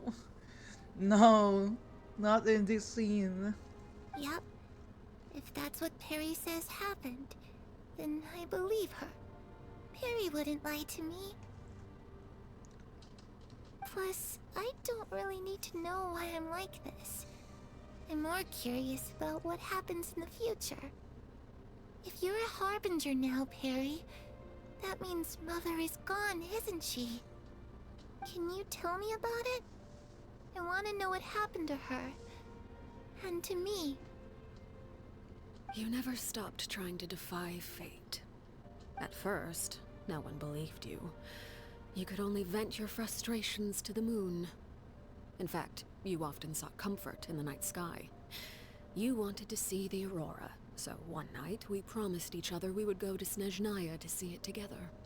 Later on, you tried to run away, but you were brought back each time. Mother spared your life, but it wasn't out of kindness. Instead, she decided to make an example of you by slowly torturing you over time. That way, the other children would know what happens to traitors. Still, you never gave up. Mother hoped that through ruthless duel after ruthless duel, she would be able to crown an ultimate victor among the children she raised. But you called on everyone to unite, to fight to a draw in order to reduce casualties. Your efforts may have only delayed the inevitable, but still. You gave them hope. You tried everything you could think of, but every attempt ended in failure. Still, you never turned your sword on Crucibina, and you never turned it on me. On that gloomy day, you told me, "For the last 16 years of my life, I've done everything I can to fight for freedom. But now, I realize that the only freedom I truly possess is the freedom to choose to die." I never imagined I would say something like that. I must have been feeling really worn down. But somehow, I still think I understand. According to Mother's plan, only one of us was going to make it until the end. And I always hoped that person would be you. If I could do it all over again, I still don't think I would make a different choice. Even when I first met you, I knew you'd be able to do what I couldn't. What a cold line. True. Is that so? Even now, I'm not sure I truly understand what kind of freedom you were trying to pursue. But as the head of the House of the Hearth, and as the children's father, I've tried to give them the most basic of freedoms. The freedom to choose their own fate. How do I get the how do I get her Sharingan? Oh, the eyes. Well, as far as I know, she already had that when she was born, so I don't know. It's something I discussed with the Eudex of Fontaine. The children who want to leave the house will have their memories wiped clean of all secrets pertaining to the organization. In return, they will be allowed to live a normal life in Fontaine without being prosecuted for their past. Oh, that's what they're talking about. Of course, I won't simply hand freedom to them on a silver platter. They have to fight for it and prove themselves worthy of it. Only freedom that is earned has true value. That's cheating. That's more than enough. That's exactly the kind of life I was fighting for. You know, Perry, I think you're a pretty amazing king, and a really great father, too. I'm really happy that you're the one who took over the house. I guess I do have one regret, though. I still haven't seen the outside world. Well, it just so happens that our dear guests over here have been to many nations and traveled to countless places. Perhaps they would be willing to tell you what the outside world is like. Yeah. Really? Of course! We've traveled all over the place. We've got so many stories, we could probably talk your ears off for 3 days straight! No, that's another mouth to feed. What? Which one? Oh, there's a lot of... Oh my gosh. Talk about Land of Anemo, Nation of Freedom. Talk about the Land of Geo, Nation of Contracts. Talk about the Land of Electro, Nation of Eternity. Bro. It's really hot. Talk about the Land of Dendro, Nation of Wisdom. Well, we should talk about the Land of Anemo first. You know, I used to dream of being a bard. Playing the lute while singing into the winds of freedom? Even if there was no one there to listen, I would have continued to sing no matter what. Talk about the land of Geo, nation of contracts. Ah, that's where Mora comes from. I never knew that before. If I asked Mora, I would buy 3 new dresses. One for me, one for Perry, and one for Mother. But the Archon of Geo doesn't have more. Si Lily Pichu ba yan? I think not. Wait, let's see, I'll check. Ano narinig ko? Parang hangin.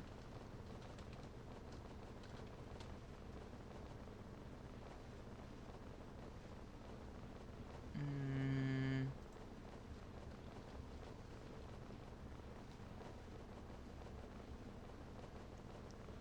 Oh no, she's not. Yeah, she's not Lily Pichu. It's just too bad Perry doesn't like wearing dresses. And Mother? She probably wouldn't accept something like that either. I guess I'd just have to keep them all for me then. I could wear a different one every day. Talk about the land of Electro, nation of eternity. Those yokai you mentioned, what do they look like? I once saw a drawing of this one guy with horns on his head and a super scary face. Are there any yokai like that? Oh, sounds like you're talking about an Oni. Yep, we've met one, and let Paimon tell you, they're not nearly as scary as they look. Talk about the land of Dendro, nation of wisdom. I was always too afraid to skip Mother's fighting lessons. But at the academia, I bet you could do all sorts of secret things in class. Things that have nothing to do with studying. I'm just kidding. Being able to study whatever you want without having to fear for your life actually sounds pretty great. Uy, nasan yung... Meron pa. The situation Oh, was there. super dangerous. Lenny and Lynette were accused of committing a crime, and they were going to have to stand trial at the Opera Epicles. Oh no, that must have been hard for all of you. What happened next? Don't worry, we were able to turn the situation around super quickly, all thanks to Detective Paimon, of course. How'd you do that? Come on, tell me. Okay, so it was like this. After the failed magic show, we rushed to the scene and... Clairvy is listening really intently to Paimon's story about our time in Fontaine. She seems really happy, like all her troubles have been forgotten. Maybe this is the first time she's ever been able to truly relax. But I'm not sure how long this moment can last.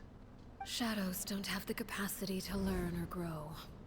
Any new information they encounter is quickly forgotten over time. As time passes, she'll probably forget everything we've told her and go back to being that scared little girl who could only hide in the shadows. Huh. I was so busy thinking. I almost didn't notice the sun has risen.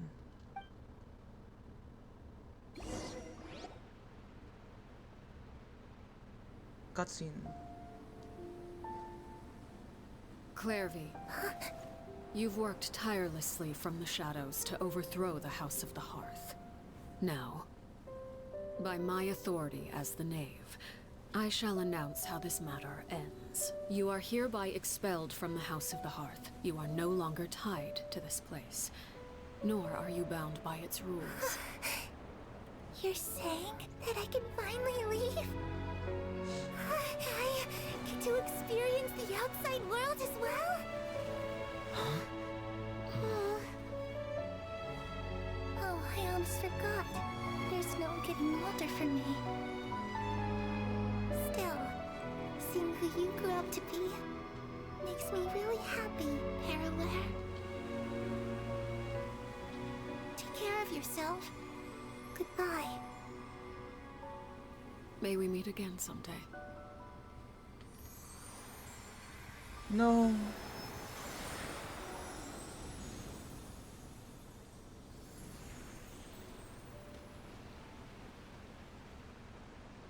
Harvey. She left so soon. Paimon didn't even get to finish her story. I also have certain sentiments left unsaid. I wanted to tell her that the aurora I saw in Snezhnaya was just as beautiful as the ones in the pictures. But a shadow's memories reset at dawn. Had we delayed any longer, we wouldn't have had the time to say goodbye. Whatever regrets may linger, let them be lost to the coming of a new day. Father? It's Linny! Hey, Linny!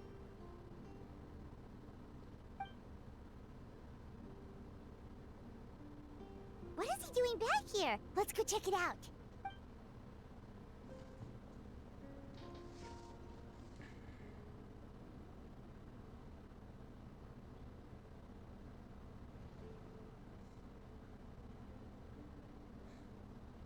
Father, the bottled flames have been administered.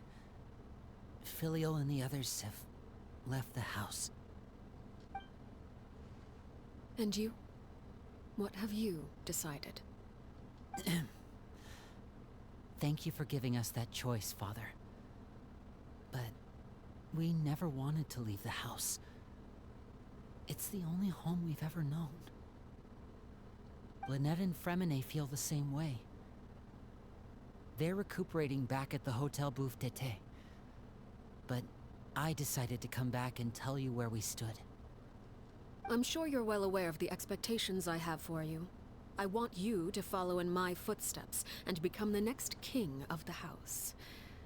Yet you seem to have different ideas. I must admit, I'm rather surprised by your decision to stay. There's nothing wrong with choosing to live a quiet life. Leading this organization is a heavy responsibility, one not so easily carried by someone forced onto the throne. I just never understood what you saw in me. What made you believe I was deserving of that throne? You're brave, talented, and, most importantly, you cherish your family. You would do anything to protect them, even if it costs you your life.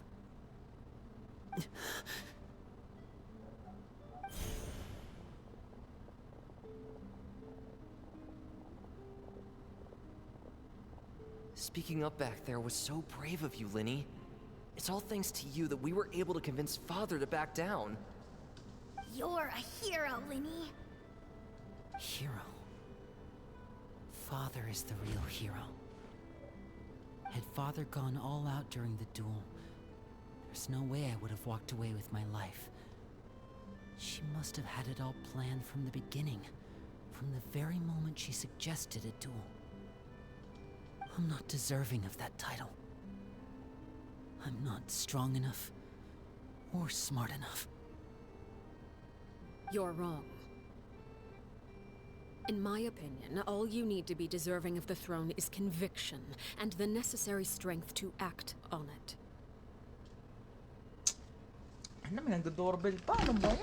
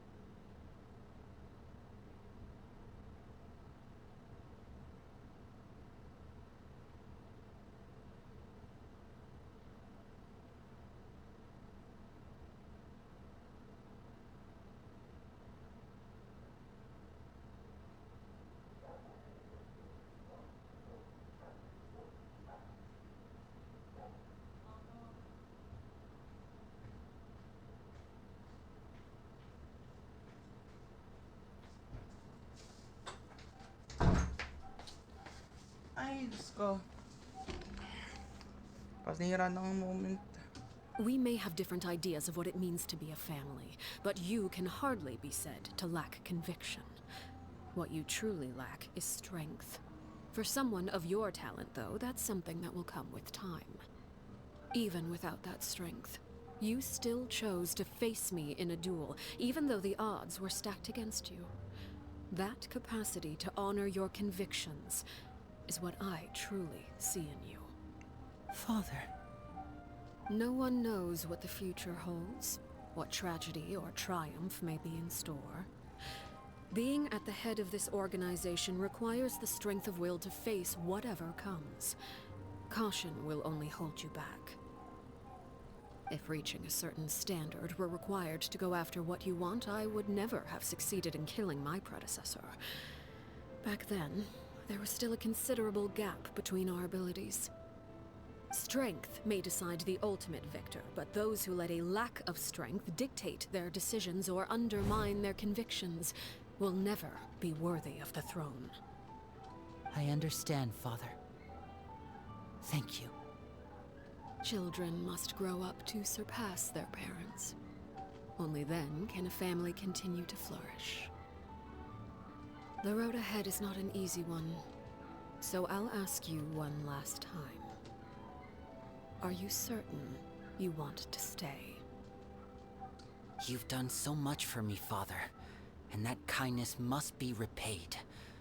Plus, with Project Stuja at hand, there are many dangers ahead, and I, for one, don't intend to back down. Protecting my family at all costs, that's my conviction. Then you're welcome to stay. As for Project Stuja, you need not be too concerned.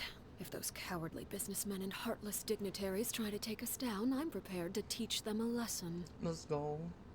Having members who longed for the light was our organization's last weakness. With those members no longer among our ranks, the House of the Hearth is like a spider hiding in the shadows. We need only wait for our prey to come to us. At present, our imperative is to use their plan to our advantage. In doing so, a crimson moon shall rise amid the frigid blizzards of winter.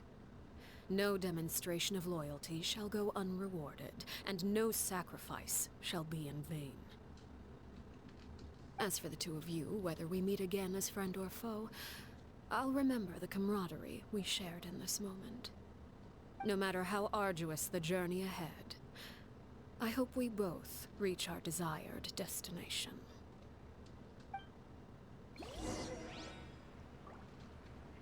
Oh wait, Aether fainted.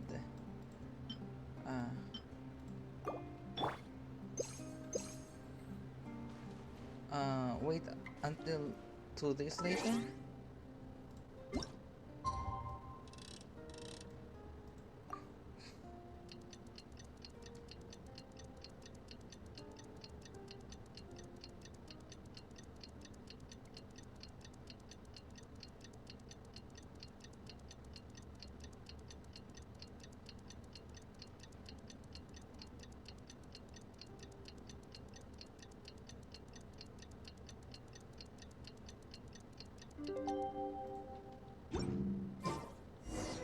Didn't Linny say that Lynette and Fremine were recovering at the Hotel Bouffe d'été?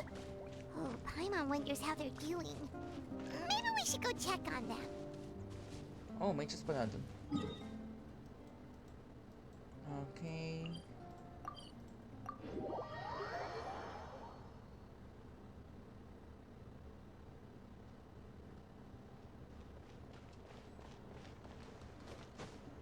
Uy.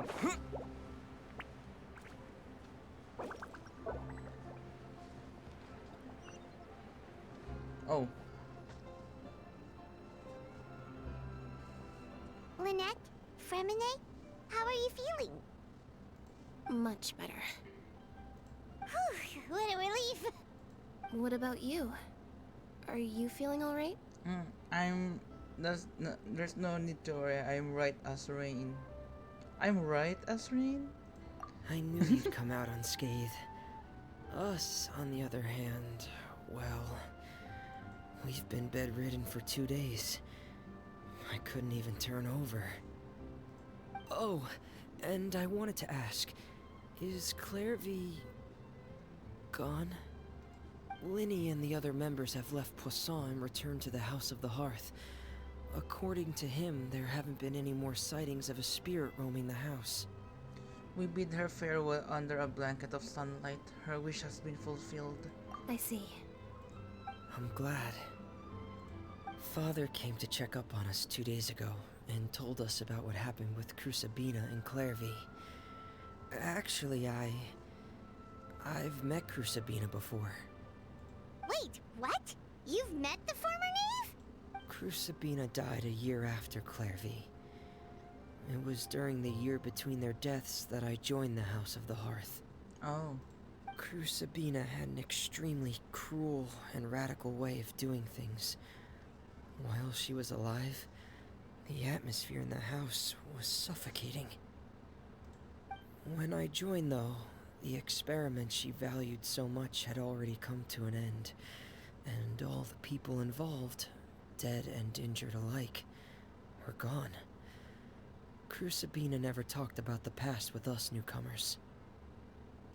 A couple of months after I joined, Father killed Crucibina and burned all her files. With that, the names of all the people subjected to her experiments, Clairvy included, were lost to the flames, along with the painful memories they represented. Father took in Lenny and me a couple months after that, but she never mentioned anything about Crucibina or Clairvy. It really seems like something she was planning to keep to herself. The last time you talked to her, did she mention why she kept it a secret for so long? She said she didn't want us to be affected by the darkness of the past. She was worried we'd develop a false sense of gratitude towards her if we knew about it. The foundation of a family should be free of any corrupting influence. Whatever happened in the past, it has nothing to do with who we are now. And that's what Father told us in the end. But I still thanked her for everything. It was only after hearing about what Crucibina did that I finally realized how insignificant our lives could have been.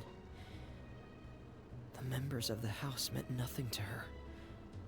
To say that she valued them in any way, even just as a tool, would probably be giving her too much credit. If Father hadn't taken over the House of the Hearth, I probably would have already... Don't think about that. She saved you in the end. Father rarely brings up the fact that she saved us. She doesn't believe that being indebted to her should be what ties us together. But even if we didn't owe her anything, we would still choose to stay. Because this is our home. We may have arguments or times when we feel wronged. Some people may even choose to leave. But as long as Father is here, we will always have a home. Whether the path before us is bathed in sunlight or shrouded in shadow, we'll follow Father wherever she chooses to go. So I wanted to say thank you for helping us make it through this crisis. Without your help, we could have lost a lot more along the way. Oh, we didn't do anything, really. Just invite us back as guests and we'll call it even. Of course. You're welcome anytime. Are Filial and Nantoy okay? I actually saw them at a cafe this morning. They didn't recognize me. From what I could tell, they were drinking coffee and talking about one of the operas that started running recently. They seemed happy. If I had to take a guess, I would say they finally found the kind of life they always wished for.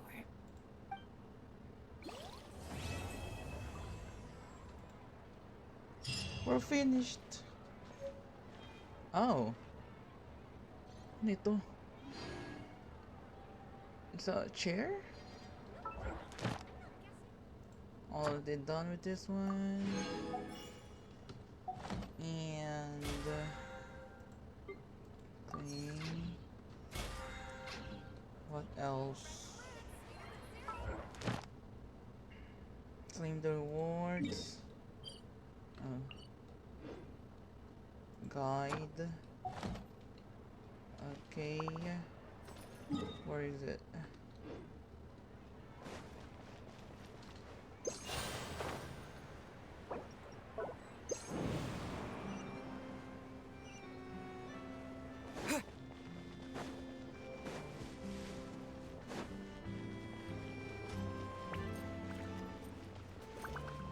Damn, I should have just teleported.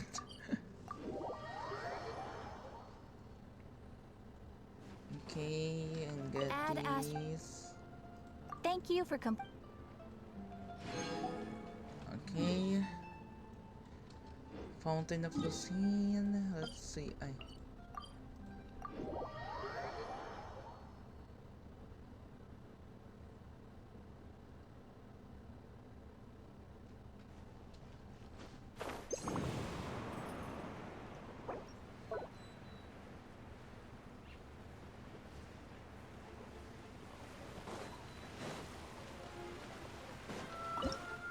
Oh.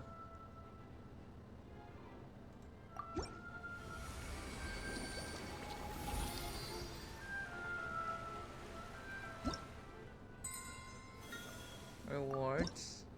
I got a lot, but I don't have. Okay, claim. What else? Okay. Well, let's see if we can. Should we pull? I mean, I'm just gonna save, I guess. So yeah, I'm just gonna save. I kind of want Lady though, for them to be completed. Oh, I have mail. Oh, they'll check. Okay. Well, I guess that's all for today. So I'm just gonna wait. Can we raid?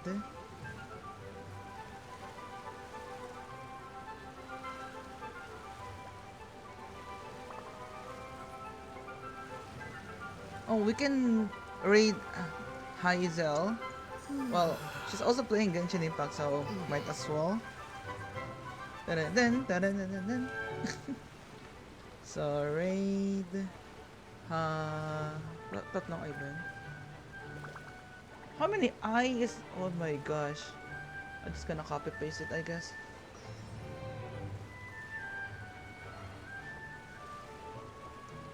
Ano yan? Ba't naka-BRB ata?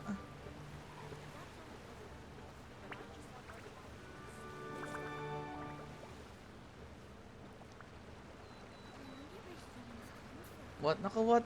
Naka-BRB nga. Ano pa pwedeng gawin?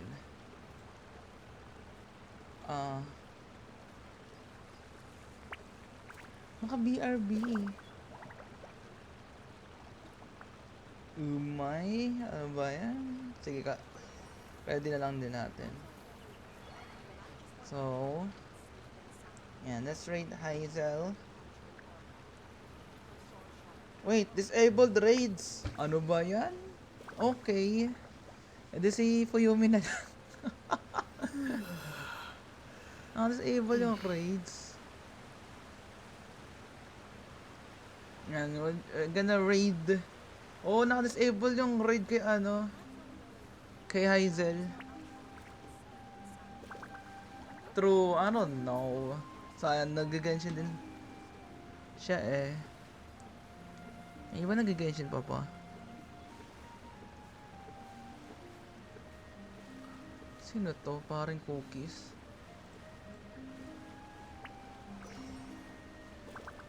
Pinoy ba to? Well, pare nga eh. Oo nga. Ninatadtad niya yung ano.